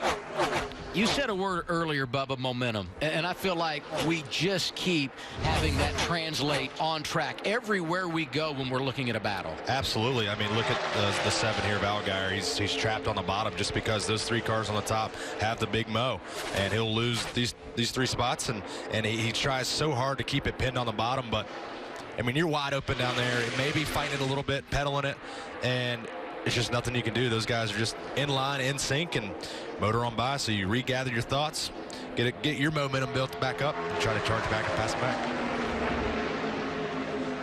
Probably don't sell Justin Haley enough. So consistent in his rookie season. Went to the championship 4 last year in the Gander Outdoors Truck Series, driving for GMS. Made the move to the Xfinity level, and he's really been positive through 12 races. I need him to do really well. That's my pit crew on Sundays. Oh, there you go. Those are the ones that wave all the time. So, yeah, we like to have fun. So definitely pulling for them. You want momentum of a different kind here, huh? Absolutely. You take all the momentum you can in this sport. Allgaier's been quiet. So has Briscoe. I think when you look at Chase Briscoe, I thought they had a decent car in practice. I didn't see why they got shuffled back there, for that last stage and the restart there. But it just takes time to make up ground here. And then you pass 2 or 3 cars, and the group in front of you is a half a straightaway ahead of you because they've been nose to tail. And it takes a long time to make track position back up on the racetrack. Uh-oh. Trouble again for Ray Black Jr. No caution yet. 4 to go, and he's well out of the way. So unless there's some debris, we likely will not get our 4th caution until we end this stage. 52, David Starr going a lap down, and the momentum there that was taken away from Menard managing the lap traffic has opened the door for Christopher Bell. Well, you saw the back of the 12 car kind of slide as he went by that lap car, and it looked like he probably had to breathe the throttle, and that 20 car drove right up to him. Talk so much about the big 3 this year. Menard has dominated this race, but right behind him, that trio of drivers, that we have looked to each and every week in the Xfinity Series. Bell, Custer, and Reddick. They won the last 6 races, 8 of 12 in 2019. And that guy, you know, he restarted 10th. And we talked earlier about how he's been able to make his way through traffic a little bit better than most other cars, and you see him up here in 4th, you know, with this lead pack. So I like the way that Tyler Reddick is able to maneuver a little better than the rest of them. You mentioned the big 3. Here's what they've done this year. This graph is incredible because when you look at the dips for both Bell and Custer, you see they've had problems. And then you look at Reddick, and he just goes straight across. Average finish 4.2. They have been so solid this year, Adam.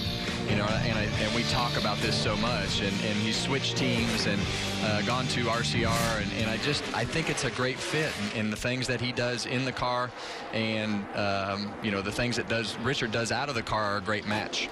1 to go, stage 2, and this is for the lead. And remember this. Stops at the end of stage 1. Bell got 4 tires. Menard got 2.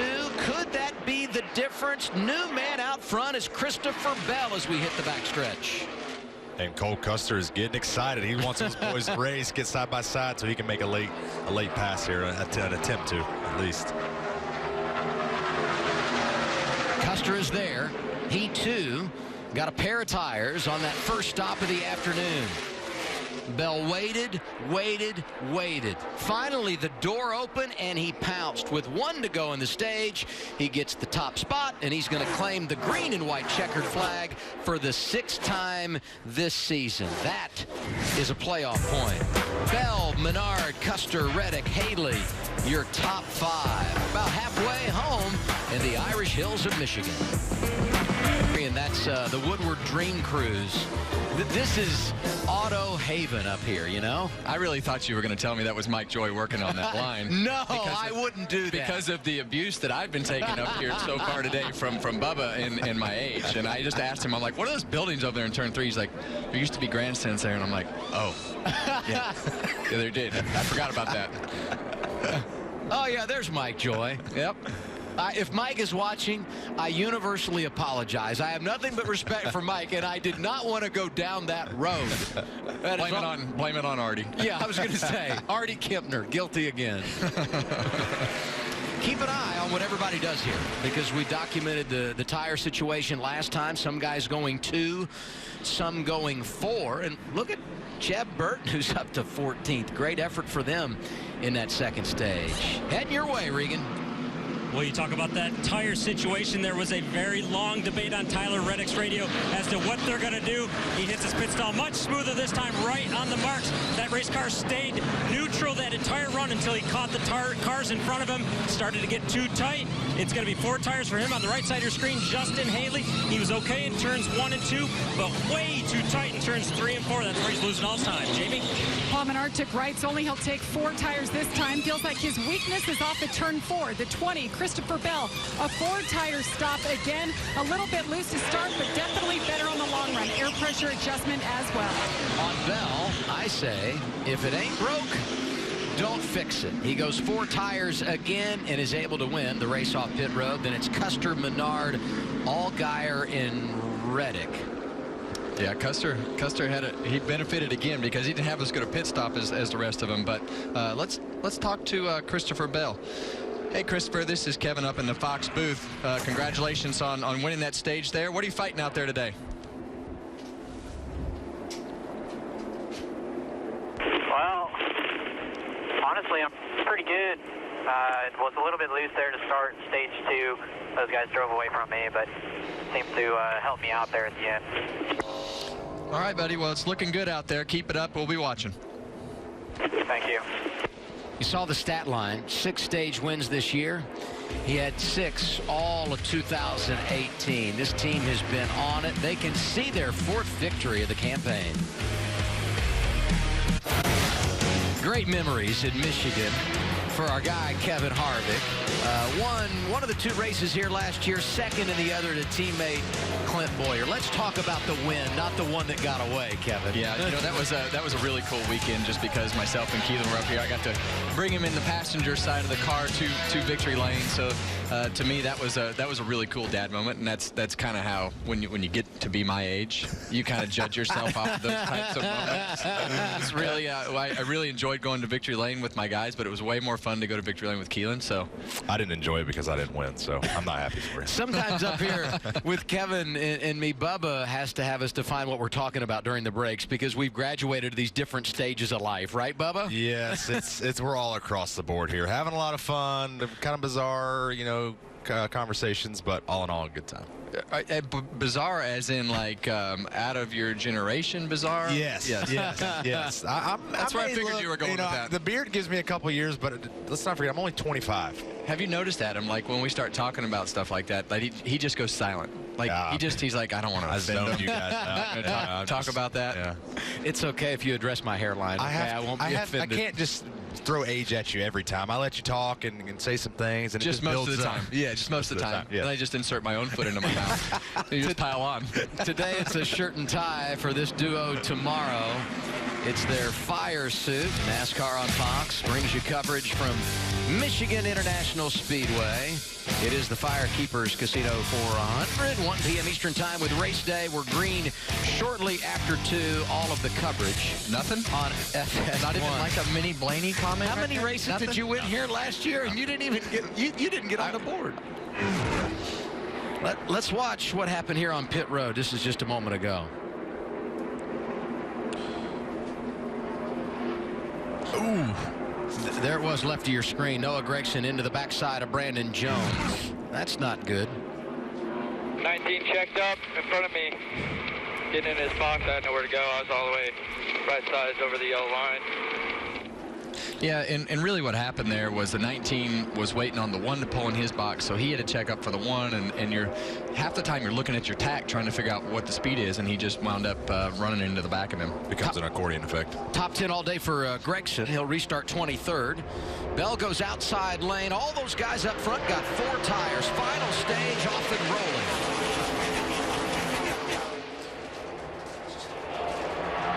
Keep the 7.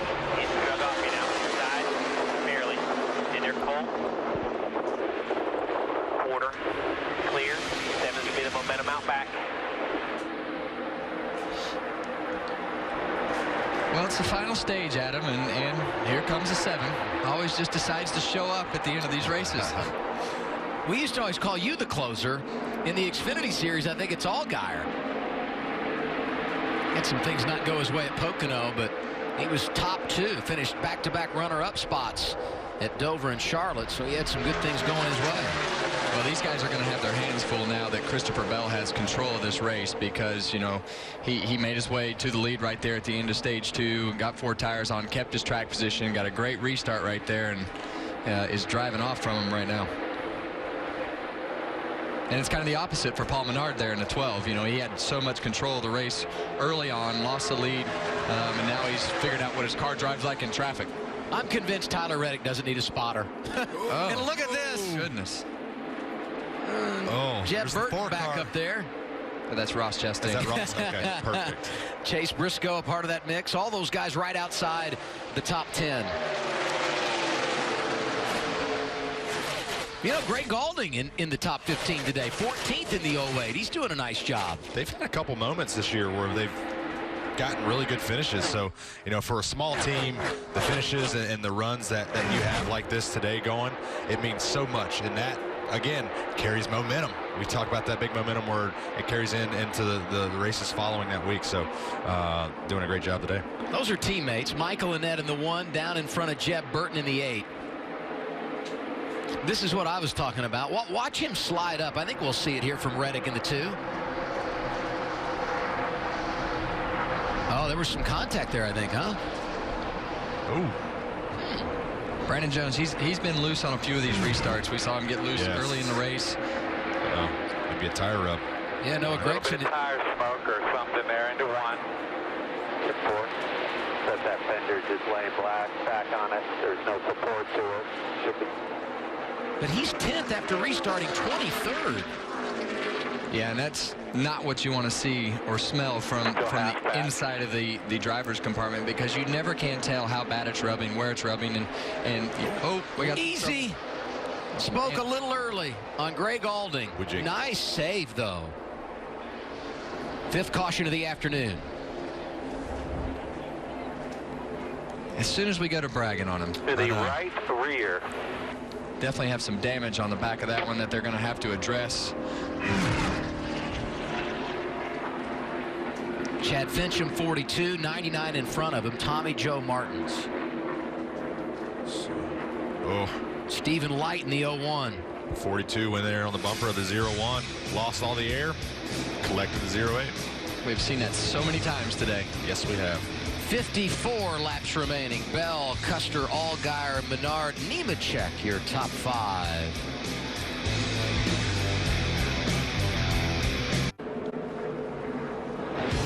Under caution for the 5th time today. It's the NASCAR Xfinity Series at Michigan International Speedway. Noah Gragson having some problems with that fender, so they have elected to come down, make a stop with 52 to go. Other drivers made stops and got some fuel. Let's listen in on Chase Briscoe. Everything you got, save. Long gears, shutting off everything you got, saving here. Guys, the 98 car, they are going to roll the dice if it does come down to this. I just looked at crew chief Richard Boswell. I said, can you make it? And he said, I don't know. And I made the hand signal, you're going to roll the dice? He said, yeah, sure.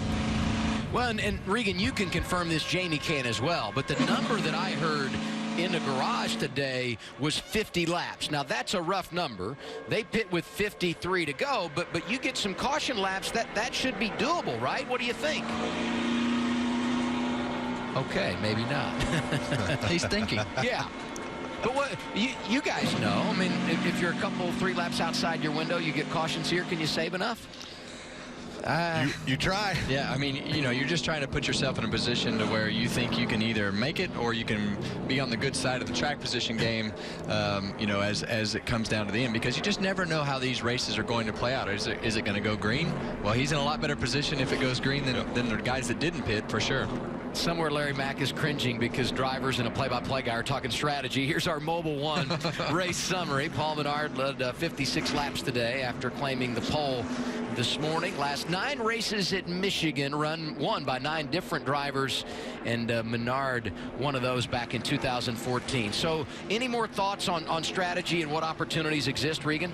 Well, yeah, sorry about that, Adam. All good. I've heard a number of different laps that guys can make it, more so today than any time. I remember this year I heard anywhere from 44 to 50, as you said, being the most. So I'm going to assume the 98 car is thinking if they can go 50 laps and get a little bit of caution here that they may be able to make it. But, man, that's a stretch. When you got that much of a difference between companies, you really have to question if you can make it that far. More drivers coming in now. And Annette came the last time as well, I do believe. And so the reason he would come back here doing what we had talked about, just top off the fuel tank. And there's no doubt Gregson's going to do that because they were the last off pit road. They have nothing to lose from a track position standpoint. Well, I mean, you're going to take the green with 49 laps to go. So that's within the reason of the numbers that Regan is shooting up to us. So, you know, I think as you come to Michigan and you know as you get towards the end of this race that you don't know how it's going to play out. Are you going to have a bunch of cautions, a bunch of restarts, or what is it? But a whole bunch of times it plays out into the fuel mileage game, and these guys are already playing that card to see if they can make it. We've got to let Jamie weigh in on this. Jamie? Well, Justin Allgaier, just wanted to update him. You know, he had a really good stop last time. They gained 3 positions, but as soon as the green flag dropped for the 3rd and final stage, he just said something was going on. He was plowing so bad, he was having to get off the gas the entire corner. Now, he's in 3rd right now, but definitely not happy with the handling, so keep your eye on Justin. So the conversation for driver 7 is not fuel mileage. It's more about the handle of the race car. More bad news. Restart coming here. He'll be on the inside lane, front row. Bell and Custer, and the 20 goes outside. Well, what'll happen now is those guys that came into pit, they'll say, okay, we need this much fuel, you need to run this pace, you need to do everything you can to be half throttle down the straightaway and let off early. So there's a number of things that you can do, but it'll be interesting to see how this all plays out. There's drivers that pitted, restarting back around 14th and on back. to 7, still there, 20. Still there, even. Oh. Still there, room behind. Slider, that's Chase Briscoe. Hold her down, lock her down.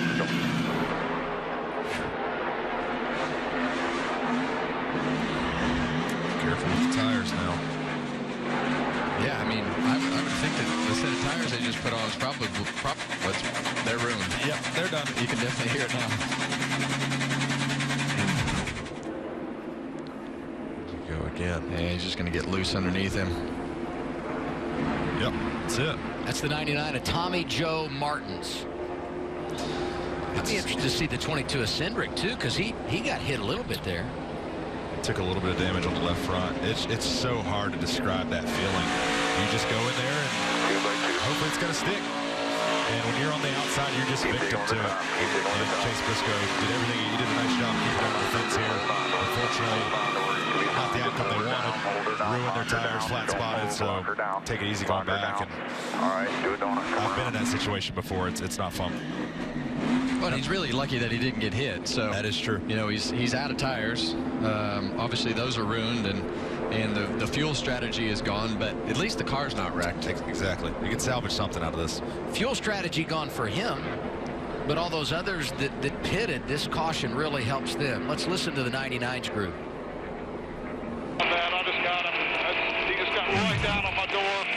I was still in the gas. That's still further.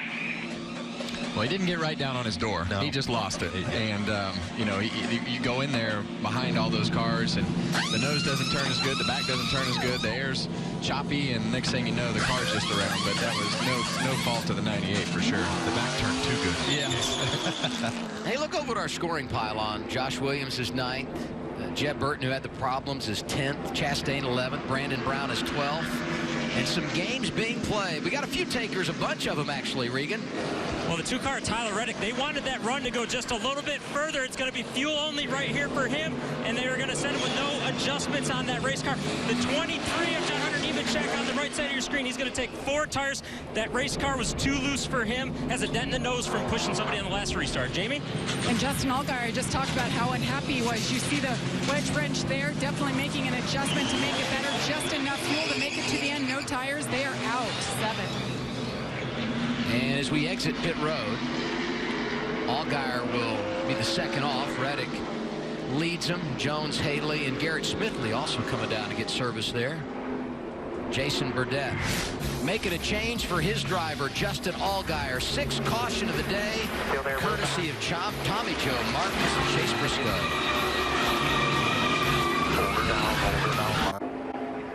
We were talking during our commercial break about how surprised we were that Christopher Bell did not pit. There's a good reason why, Jamie. I just checked with the team, and what they had said on the radio was don't slide him. Jason Ratcliffe said don't slide him. Well, Christopher didn't understand that. He thought they were doing something else. It was a miscommunication. He was supposed to pit, and now the 00 behind him or next to him, he was told do what the 20 did. Well, he followed suit. Regan? Well, the 98 car, who appeared to have wonderful strategy right there by crew chief Richard Boswell for Chase Briscoe, when they spun, those were not fresh tires, so they had one set of tires left that they could come down and put on that race car to replace the flat-spotted ones when he brought out that last caution. And Regan, there were a number of teams that made those pit stops that got fuel only. So when you look at strategy, we are all over the board in regard to when teams pitted, and if they got 4 tires, if they got 2 tires, or went fuel only. Everyone had 3 sets of tires in the pits when this race began. Here's Cole Custer.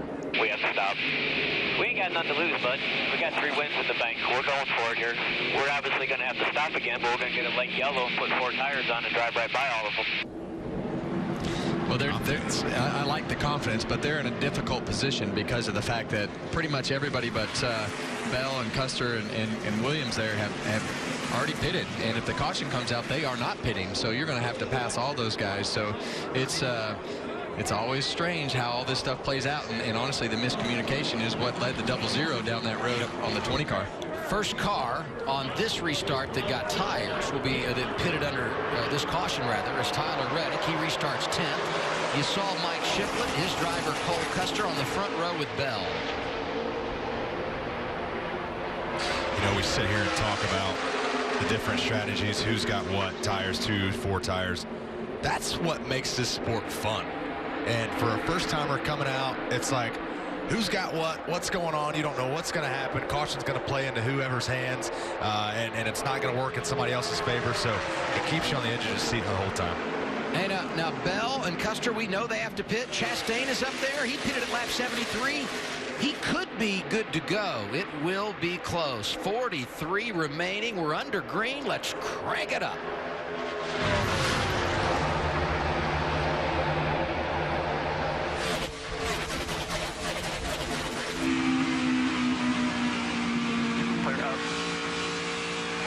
Outside, trying to roll you. 23 out there, use the pick. Still there. Still there. Still lined up out there. 23's with him. 8 will help with you. 20 come with you. Work to the bottom. 23 to the bottom with you. Still outside. Side's rolling up top 2 ahead. Inside 11. Still out there. 1 gap behind him. It's going to close quick. Inside 11. Clear pass. Still there. Gap behind him. You there? Still there. Lean up. Clear to the middle. Clear to the middle. Just the 11 to lean on. And that gap is gone. Still lined up outside. Side. Still there. Still inside. Let him duck tire on inside corner. Still there. Inside corner. 22 still there. Let me with smoke in there. Clear. Clear. Clear about half. To the right front. 2 wide. He didn't get it.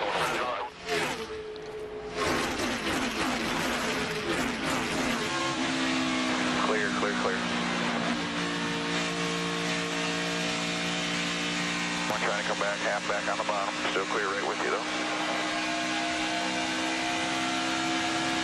Trying to watch that thing 22.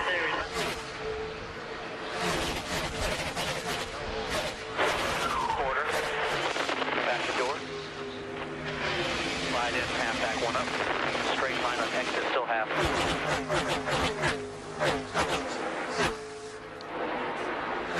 All that behind. No pressure. Out back, just working clean air.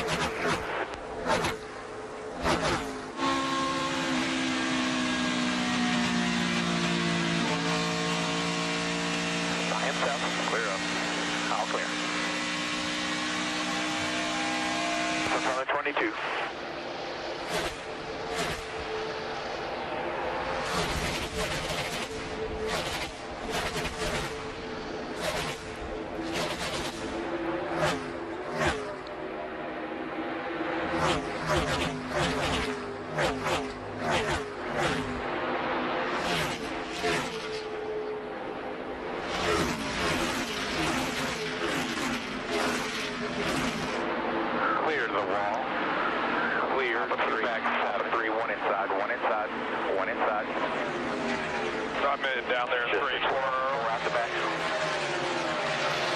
I feel like I say this at some point in every race, every week, but the big 3 are the top 3, Bell, Custer, and Reddick. And Reddick, we know, is good, or he's close on fuel. Could be the one that's really in position. Regan talked about the fact that he pitted at lap 78. He's 3rd behind Bell and Custer, who without a doubt have to come back down pit road. And if you look at recent weeks in this series, Reddick, Bell, and Custer, they just always seem to deliver. Well, they've done it all year, and when you look at that stat, it backs it right up. And I think as you look at the things that they've done in the races that they've won, they deserve to be called the big 3 for sure. Absolutely, it's been fun to watch those 3 guys go at it and put on a show. So it'll be a nail biter all the way down to the end of the season. Reddick 3rd right now, just under 4 seconds behind the top 2. Do I need to save yet, or are we pretty good? A little bit. He's fine. We're fine. We're right on our number, so we'll have him saved here in just a little bit. I wasn't even thinking about that. I was just trying to get by those guys. If it stayed green, I didn't want those 4 tires to get to us. Yeah, and that's channel 2 on the radio, so that has nothing. The driver's not hearing any of that. That's the crew chief and the spotter talking. But the things that I would be telling Tyler Reddick, whether you're close or you think you're close or you might make it, he's in the position where he can control his pace a little bit better. So he has a huge gap to 4th place. He's not racing the 2 cars in front of him. So right now, Tyler Reddick needs to be, partial throttle in certain spots of the straightaway on few laps. He needs to be letting all the way out of the gas on the entry to the corner, doing everything he can to save some gas just in case. What's the game plan from here on out for Chastain, Regan? Well, you mentioned that they pitted last on lap 73, Adam. Doing the math that I did really quick, that's 52 laps. I asked crew chief Paul Kleipert, can you make it or not? He simply said, we're not running for points, so we're going to try, that's for sure. One of the few benefits there are to the point situation they had come up this week with Ross Chastain switching to Truck Series points. Can you imagine the irony of him coming here and winning this race after he had backed out of this championship chase? That would be incredible. Chastain is 5th. Bell leading with 36 to go. Only the one. Just the one. Cole Custer takes it in Texas. Chase Briscoe wins in Charlotte. He has done it. Nemechek wins. Justin Allgaier back to victory lane. Christopher Bell. Tyler Reddick pulls it off. This year, on the track, Back it down. new names will become worthy of the spotlight. The 22-year-old is the Xfinity Series champion. The NASCAR Xfinity Series. Names are made here.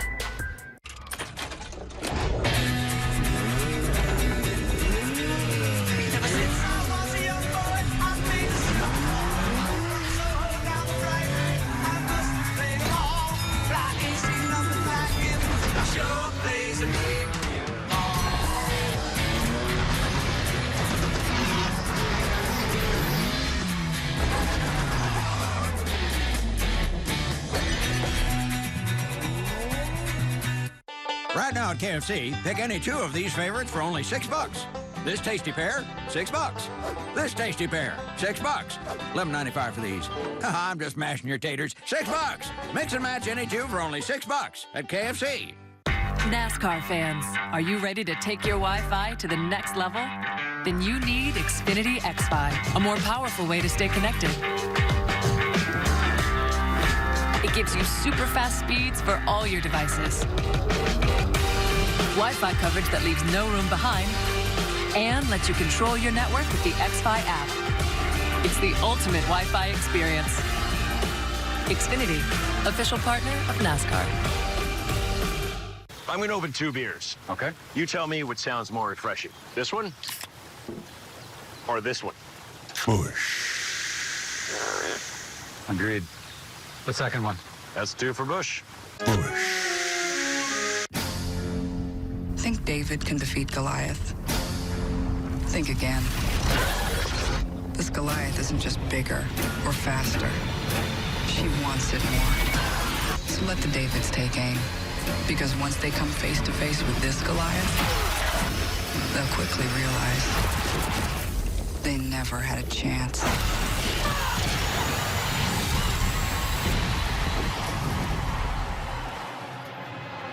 Thanks to the military, the fall for our freedom. Our sport does it the best. You're the ones that stand tall and protect us, and we can't thank you enough. We will forever be in debt. You saw on side-by-side that Ross Chastain going the wrong direction. He's back to 15th, and this is for the lead. Bell had the top spot, but Custer driving on by. He will go to the point with 31 to go, but you put an asterisk by all that because both are going to have to make a pit stop. Yeah, I truly believe that Tyler Reddick and the 2 team are completely in the control of this race right now because of the fact that he should slow down and save gas and just make sure you make it on fuel because of the fact that he has such a gap back to 4th and he's not racing the guys in front of him. So he just needs to chill out, and they need to coach him through saving some fuel and just make sure he's got enough, because if the caution doesn't come out and he has enough gas in the car, he wins. You just told Tyler Reddick to chill out. Yeah. Let's see what they're saying on the team radio. If those guys in front of us definitely can't make it, I can save it. Do you think they might be able to make it? I don't want to save. No, they certainly cannot make it. So when those 2 in front of you pit, you're going to be the leader. So we got to maintain the gap behind us, but we need to save a little fuel too. So let me know what pace you'd like me to run here.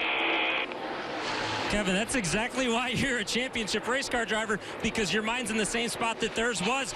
They can basically save as much fuel as possible right now because he has no pressure from behind, so he can lift early. He can do everything that they've been talking to him about and that you've been talking about up there in the booth. A very good spot for this 2-car right now. Yeah, and Regan, I just believe that he can slow down more. I mean, his last lap was even with the leaders. This one is, you know, a couple tenths slower, but you know, in order to save enough gas, you need to slow down like a half a second. Yeah. Just to make sure, because he's got nothing to lose right now to gain or keep up with those guys, and he's got nothing to lose behind him because he has a huge gap. So if he just maintains that gap behind him, you know, he's going to be in good shape. Regan? To your point, Kevin, they have read him lap times every single lap that he's gone by, and they've been coaching him up. You can slow down more. You can slow down even more. You can take 2, 3, 4 more tenths off of it. So they are giving him everything he needs in that car right now to save that amount you're talking about. Yeah, there you go. He just slowed up. So that's 4.5 tenths slower than he ran 2 laps ago. So now he's definitely dipping into the saving fuel category. So that's what good teams do. And you joke about, you know, slowing Tyler Reddick down. All you got to tell him is, hey, if you slow down, you're going to win. He's going to slow right down. He's going to listen. Noah Gregson's been through a lot today, but 7th right now, Jamie. Yes, and he's certainly under attack by the 7 and 39 of Ryan Sieg, but they finally got that damage that he sustained on pit road. They got it fixed up just right, and on lap 75, they came down and topped off, so they are good to go on fuel. Now he's gained 2 spots since the restart, so one to keep an eye on as this winds down. I think it's what we said earlier. Jamie said it right off the top. His confidence is back. 6th and 4th the last couple of weeks. He took that 2-week break early in May to reset. They've done it. They found speed, and he's answered the bell. And sometimes as a driver, you just need to step away. He's done it and regathered himself. Well, everybody has you know, a little bit different way of trying to reset their mind, and you have to do it a lot in this sport because you're going to have a lot of ups, you're going to have a lot of downs. People are going to, you know, take stabs at you to try to stir stuff up between your team, and that's when, you know, you really start to see the relationships of the driver and the crew chief and the team in itself and how you handle those things. So you have to be numb in this sport because it is going to beat you up at all different times. 4 series regulars have won in 2019. It's Custer, Bell, Reddick, and Annette, who are the top 4 on track right now at Michigan. Did you think he was done? He has captivated the country again. Did you think Sunday Reds were a thing of the past? This is the great comeback in sports history. Did you think Nicholas's record was safe? You see that look of determination? Did you think the torch had been passed? Pebble Beach for the U.S. Open. Thursday, part of the USGA Championships on Fox, presented by Rolex. I know we're racing tonight, but we're racing for them. We do it the best. Our sport does it the best. Thanks to the military. That's all for freedom. Freedom is one of the reasons why people like myself are in this country. You see different branches of the military represented at our races. I always love going up to them and telling them, you know,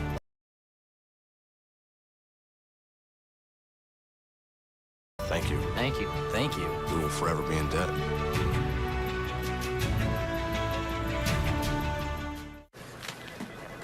Uh-oh. Looks like someone's still nervous about buying a new house. Is it that obvious?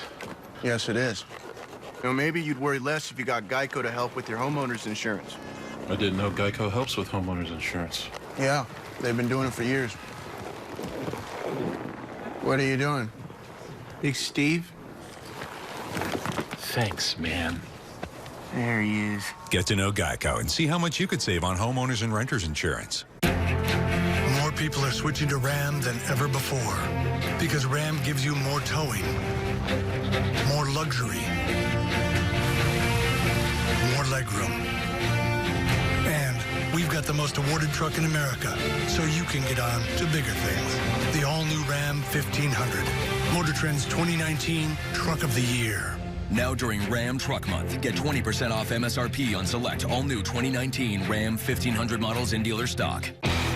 Beautiful but very warm Sunday afternoon. Campgrounds are full. Happy race day, everybody. It's going to be a great afternoon for racing.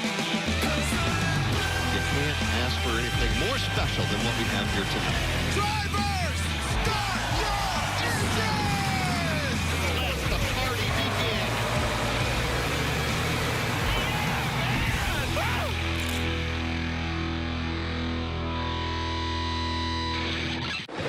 22 laps remaining at Michigan for the NASCAR Xfinity Series, and we have some drama. Who can make it on fuel? We understand full well Cole Custer, Christopher Bell, the top two, are going to have to make a pit stop. Tyler Reddick is third, and he is saving fuel. The question becomes, can he save enough to make it back to the checkered if we stay green? Look bottom left, the telemetry of the two car and how he's managing throttle here. Yeah, yeah, it's perfect, man. Like I said, we're creating a buffer here. You know, the best way to save right now is to let all the way out of the throttle, and a lot of times, you know, I think he's all the way out of the throttle right there for sure, as the telemetry shows. The other way to save fuel is to shut the engine off as you go in the corner and time it so that you push the clutch in all the way, and you know, then you turn the switch back on, and as you let the clutch back out, it will fire back up. So that's a little something that you have to, you know, kind of experiment with. But knowing Tyler Reddick, he's just going to drive it in there like normal, shut it off, flip it back on if that's what he's doing. I believe right now he's letting all the way out of the throttle so that. Yeah, it sounds like he's letting all the way out of the throttle, which is the best way to save fuel and lose the least amount of time as you're trying to save gas. And if you do it lap after lap and you back that up, and a lot of times you'll do that in practice, for us it's a little bit easier because we can see the telemetry and fuel mileage that you have in the Cup cars. Yeah, I think you also, you know, now that we're starting to get into lap traffic, use lap traffic for the draft so you can kind of roll out and let their momentum carry you down the straightaway a little bit so you don't have to use all the ponies. You know, you were saying earlier about Allgaier, we're getting late in the race, and here comes the 7. Same can be said for Chase Briscoe, who's up to 9th. In fact, here's Briscoe and Allgaier together. Let's listen to Allgaier's radio. So we got to go, because the 98's coming. Yeah, obviously, I'm not trying to just ride around here. Kind of sounds it. Listen, I'll let you drive it. I'm telling you, I'm pushing at 10 tenths. I got nothing else. That's all I got. Frustrated Justin Allgaier talking to Jason Burdett, his crew chief. He has been all over the map today, from edgy to free. Now he's too tight. Just missed it from the start of this race. Don't you love when the crew chief says you're just riding around? Yeah. All right, we need to go a little bit here. All right, man. What do you think I've been doing? I've been going as hard as I can go.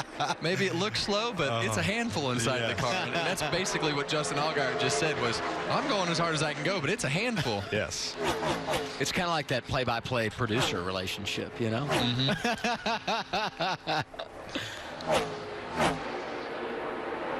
You know, Briscoe is not out of this thing. He had the spin. They put on the tires that they had saved that Regan talked about, but he last pitted at lap 80. He's in the best position of anybody just when you look at lap number. And, well, I think Burdett might have motivated Allgaier. Did you see him weaving through there in that 7?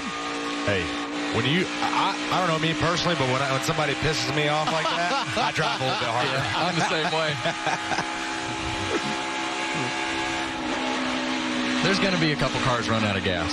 So it's so hard to tell, you know, exactly where we stand with what the numbers are, who's saving what. And you know, I think as you look at Chase Briscoe, he's starting to put a lot of pressure on these guys because of the fact that he has plenty of gas. Everybody else has gone into fuel conservation mode because you can tell that it's kind of going into this green flag run type of feel of a race. So when you have a car like Chase Briscoe who's got enough gas, he puts a lot of pressure on people to do things that they don't want to do, to drive harder, because of the fact that they want to keep the track position, but they also want to save gas. So you get in this limbo spot of what do we do? You start in his position. He can control his race and their race as well. So that's the power of being on the good side of having enough fuel. It's funny because Jason Burdett and Justin Allgaier have been together since Allgaier came back over to Junior Motorsports running in the Xfinity Series. You hear that exchange, and we're all comfortable with it because you know the relationship that these two have. It's like a couple of brothers that just want the best for everybody on that race team. Yeah, no doubt. It's your family, so you can have those conversations with each other, talk about it, and move on from it. But you know, when an outsider looking in and hears that, it's like, geez. You know, but that might be the thing he needed to fire him up and start, you know, charging back ahead. You see, when everybody made their last pit stop of those running in the top 10, we just heard Bell is 7 laps short. So you would say probably the same for Custer. And down now to 14 to go. So I'd say the next 5-6 laps is when we'll see them make a pit stop. And their time is running out if we were get a caution to come down and put on tires and make gains there. Yeah, the problem is just getting, more complicated for them as we run more laps, because you have less laps if the caution does come out to pass the cars that you want to pass. And then if you pit under green, obviously your day's done. So either way, to me, they're in a tough spot right here unless the caution comes out, and they're getting close to their pit windows. So they're going to have to pit because they're going to be out of gas. But going back to the fuel saving side of it and talking about Chase Briscoe and the things that he's able to do to go forward, as a driver, for me, I always like to try to save as much gas as I could at the beginning of the run. Because you just never know when you're going to get in a position with a car like Chase Briscoe, who has enough gas to go, that puts you in a bind, and you want to try to protect that position. So you have to be able to protect, but you also have to save gas. And to me, I always wanted to do that as early in the run as possible. It's give and take. Give and take with positions, give and take with fuel strategy. It's just, it all comes down to that. You got to be smart and put yourself in the best position possible. Now, I feel like every time we pop up, Nemechek, Jones, Chase Briscoe, they are just going at it. 8th, 9th, and 10th. Where does Michigan rank in regard to difficulty saving fuel, conserving over a long run? Because this is such a high-speed track with so much throttle time if you're conventional. He's the old guy. He has more space. Here comes Bell. Going to come down with 11 laps remaining. Heading towards you, Jamie. And Christopher Bell, they just told him once again, don't slide him. Remember, he made the mistake earlier, miscommunication, didn't pit when he should have. He'll bring it down, no tires, about 2.5 seconds of fuel in order to make it to the end. And the 0 on the right side, they're ready, they're getting on the wall. He should be coming in the next lap or two as well. Scheduled green flag pit stop for Bell. Saw the 36 of Josh Williams also making his stop. He too had last pitted at lap 63. Now it's Cole Custer's turn. You tend to go at the line here. Either at the line, 0 on pit road. Nice and smooth, still focusing on those 39.30. That's Reddick's radio as Custer pits, Jamie. And once again, it'll be gas only, about 2 seconds of fuel for Cole Custer, last week's winner. Remember, he and Bell both have 3 wins in the bank. Unfortunately, though, they were 2 of the best cars today, and now looks like their chances are over. Now let's hear the radio from Tyler Reddick. But they want to get back to those 39.30s here. Let's look for that, 39.30s. Don't tell me we're good if we're not. Be straightforward with me. I have no problem slowing down. Nah, man, well, we're good. We're just making sure if the caution comes out, we need some for green light checkers now. Randall Burnett, the crew chief. That team has already won twice this year, once at Talladega, once at Charlotte. And as it cycles, Reddick has a 3-second lead over Michael Annett. That moves this duo, Briscoe and Nemechek, to 7th and 8th on track. Well, so, Tyler Reddick, sorry. Tyler Reddick's last 2 laps have been substantially slower than those 30s. He's run a 60 and a 70 the last 2 laps, and I'm glad they said the number that they're shooting for, because a lot of times that's what happens on the pit box. The engineers and the crew chief agree on a lap time and a savings over a certain amount of laps as to what a certain lap time will save you. So the one thing I will say, if they are close on gas, the car behind them has picked up the pace to 39.30s, and that's Michael Annett, who had been running 70s and 80s. So he has taken the early in the run strategy, and now he's picked up the pace. And what I was going to say is, it's in this series they don't have the digital dashes, right? Right. So for us on Sundays, we can run a lap, slow down our pace, and see what lap time we run. These guys, they're kind of a guessing game until they kind of get into a rhythm, and it's really crucial for the crew chief and the engineers to relay that info back, like, all right, that's what we need. 100%. You know, the crew chief and the spotter and the engineer are the lifeblood to the driver at this point, to tell them what you did the last lap, like you were saying, from a lap time standpoint. And it is so crucial because, you know, for Reddick, it has kind of been a little bit slower than what they had been running the last 4 or 5 laps now. Next couple of laps, watch Noah Gregson. He's been driving hard, which is fine, but he pitted earlier than Menard did. So you take away the advantage on fuel. You consider how hard he's pushing it. He might be one of those candidates, as Kevin said. We're going to have somebody, maybe many, run out of gas here in these last few laps. Why do I have a feeling that Reddick's just kind of like playing a game? He's just like, I'm going to keep running these 70s, let them catch me, and then do something crazy. I have that feeling about it. Well, you never can tell with him. You can't. You cannot. I'm just keeping an eye on his advantage. It was 2.3 down to 2.1.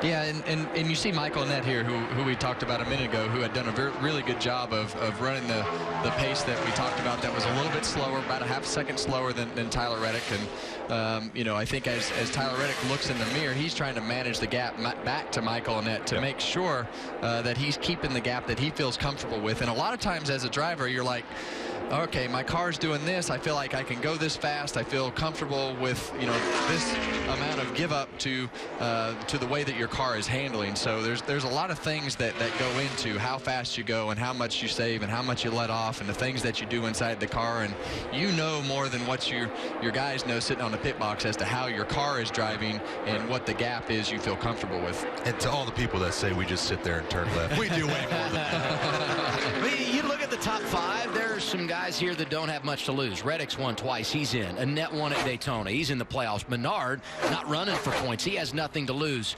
Gregson maybe a little bit to lose because he doesn't have this enormous advantage over the playoff cut line. Allgaier's in good shape. And then there's Brandon Jones, who is 6th. He comes in on the playoff bubble. That gives you an idea of the different set of circumstances for all these drivers, depending on how it plays out and if someone, one of them, were eventually to run out of fuel. Well, and for us, we just don't know how much they saved at the beginning of the run and what their pace was and the conversations. There's just so much going on with each car that we can't keep up with all of it. So, but we're coming down to crunch time here and coming to 3 to go, and we will soon find out. It is 3 remaining this time for Tyler Reddick. Going back to Cole Custer and Christopher Bell, who made those pit stops. Custer is 12th right now. Bell is in the 15th position. Good battle for second here. Menard turning it on late. Started on the pole, led 56 laps today, more than anybody else. Got the victory in the opening stage. The advantage for Reddick down to 1.7 seconds. And that likely means he's just continuing to help his fuel mileage. Going to be 2 remaining, 4 miles to go for Tyler Reddick at Michigan.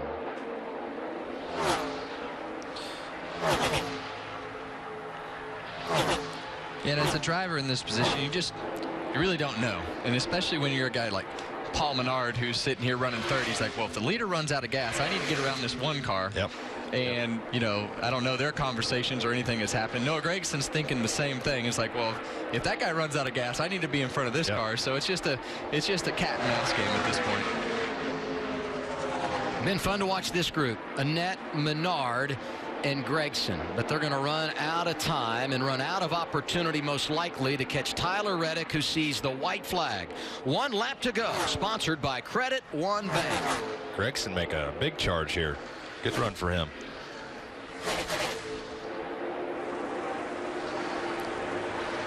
Won the championship for junior motorsports.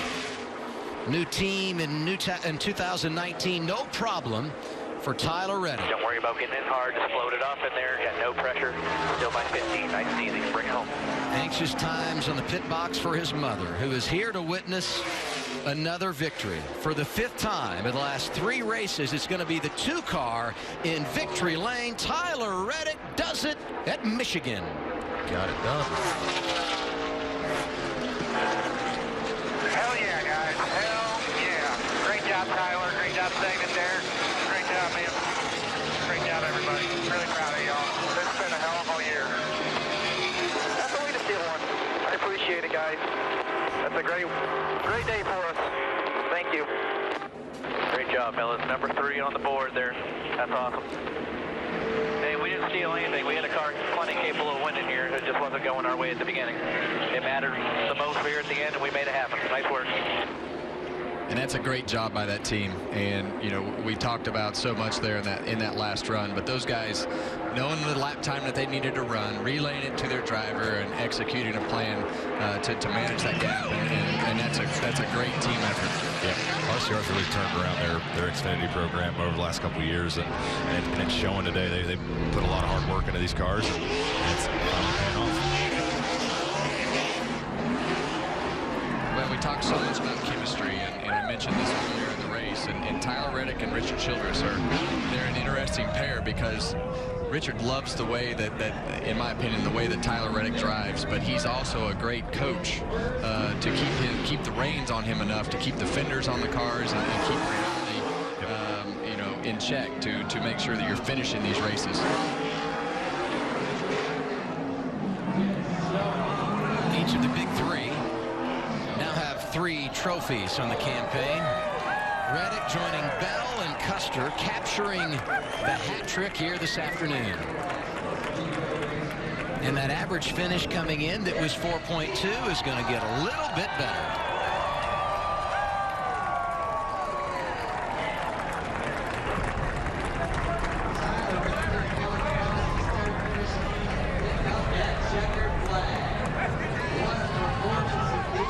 Say don't run too fast. We'll have to categorize that as exercise.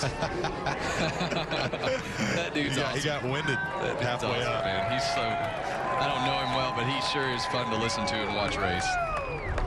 It actually sounded like he was serious when he was asking about fuel strategy, as early in the race he was laughing it off. You look at what he's accomplished. Had some good days driving for Brad Keselowski in the Gander Outdoors Truck Series. Part-time in Xfinity a couple of years ago, wins for Chip Ganassi.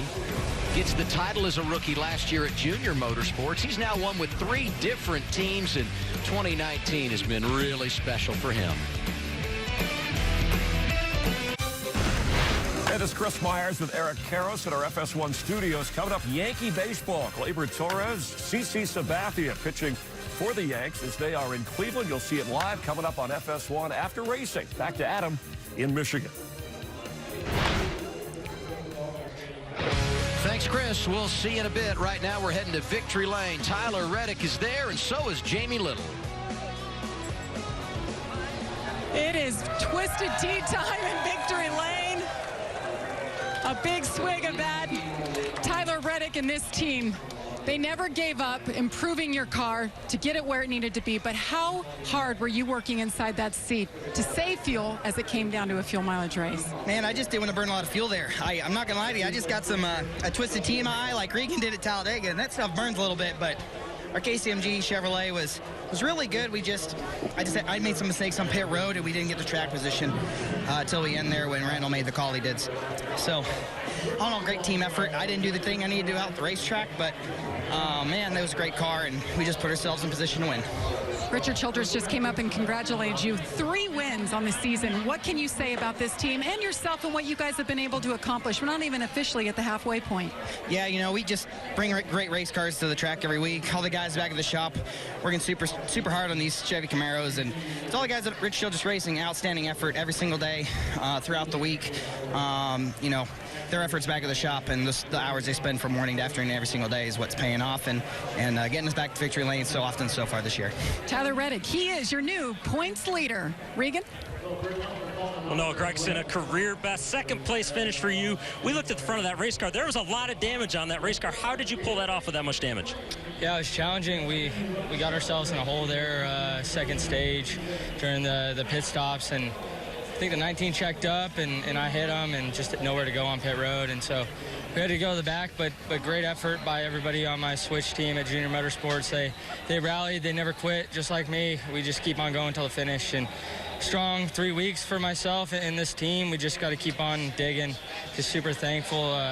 Thanks to everybody at JRM and the Fab Shop, Hendrick Motors, everybody who makes it possible at Chevrolet to let us come out here. There's, I think, 3 JRM cars in the top 5, so we're making those baby steps. I want to win. I want to beat that damn 2 so bad, but man, just frustrated. But I know we can race with these guys, and just going to keep on plugging away, baby steps from here, and just super thankful to be here.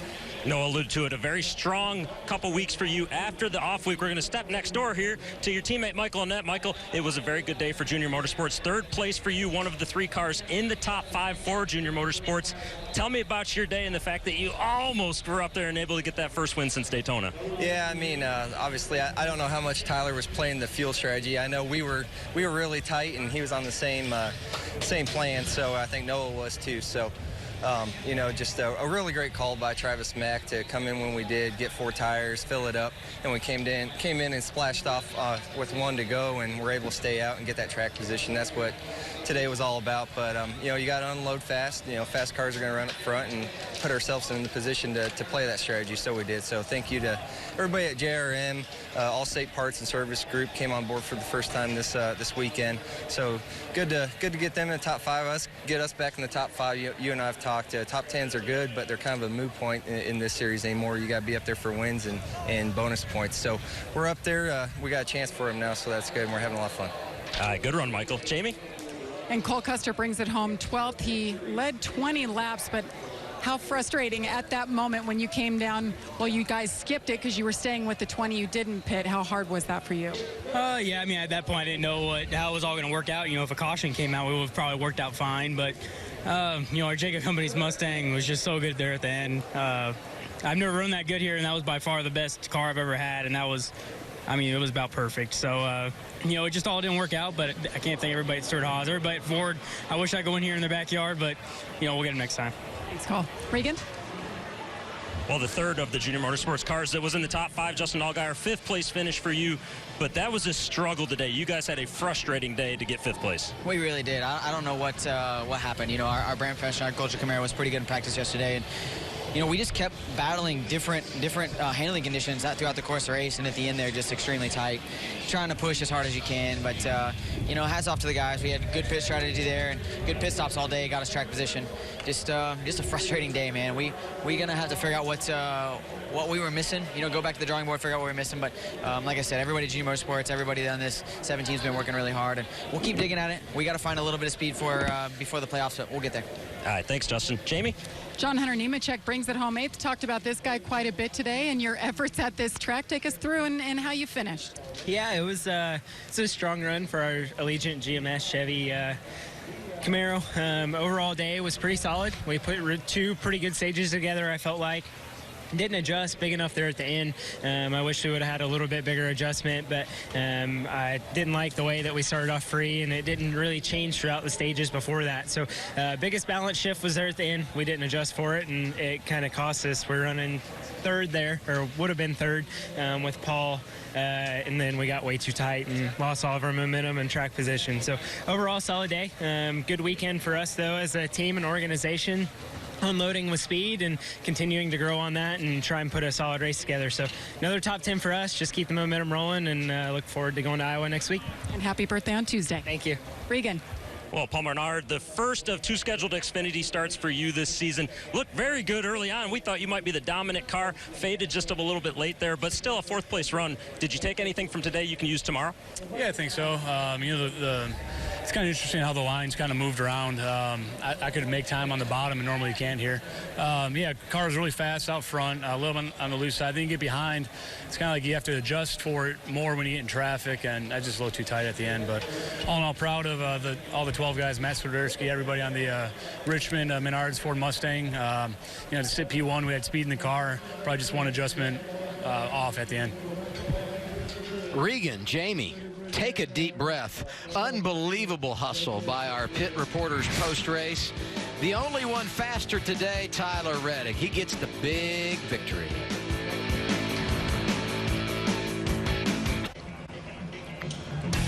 It's all over for the NASCAR Xfinity Series at Michigan International Speedway, and the theme for 2019 continues. The Big Three reigns supreme, and now Tyler Reddick, joining Cole Custer and Christopher Bell with 3 victories on the campaign. They've won 7 in a row as a group, and 8 of 12, make it 9 of 13 this year. You can't say enough about those three together, and in particular Reddick, who now has an average finish on the season of 3.9. Well, he's been very consistent, and I think as you look at the way that they raced today, it's a total team effort because there was a lot of things happening from a fuel standpoint that you had to manage, and the crew chief and engineer did a great job relaying those messages. So the 20 and the 00 had control of the race, and it came down to a miscue, getting on pit lane, and it put them out of the window of where they needed to pit with the rest of the field going green. So you never know how that's going to turn out, and it turned into a fuel mileage race and wound up with Tyler Reddick winning.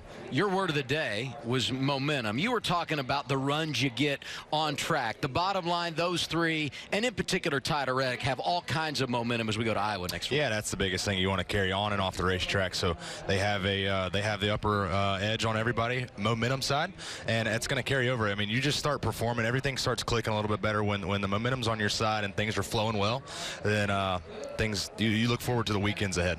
Regan pointed this out. Junior Motorsports, all 4 cars in the top 10, 3 in the top 5. I've seen something different out of them the last few weeks. Well, I like the fact that Noah Gregson and his bunch were able to rebound from the pit road stuff. They got their car fixed, they had a tire rub, and they were able to rebound and come out to a second place finish. So you see him and Michael Annette and Justin Allgaier all in the top 5. So it's a solid day, and they need it because it's like Allgaier said, they're a little bit off from a speed standpoint to those top 3 guys, and they definitely still have some work to do, but you still have to take the points that you can get when you can get them.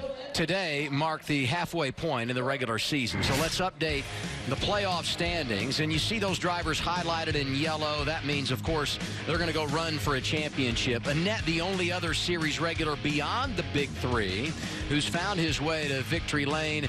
Jones down there at the cutoff, a sizable advantage over Gray Gaulding, who finds himself 13th. When you look at that, who wins next? Cindric's been in contention. We've talked about the success of Justin Allgaier, and somehow, some way, Chase Briscoe came back today and got another top 10 finish. I really like, the 7 car just from, the past and what they've been able to do last year.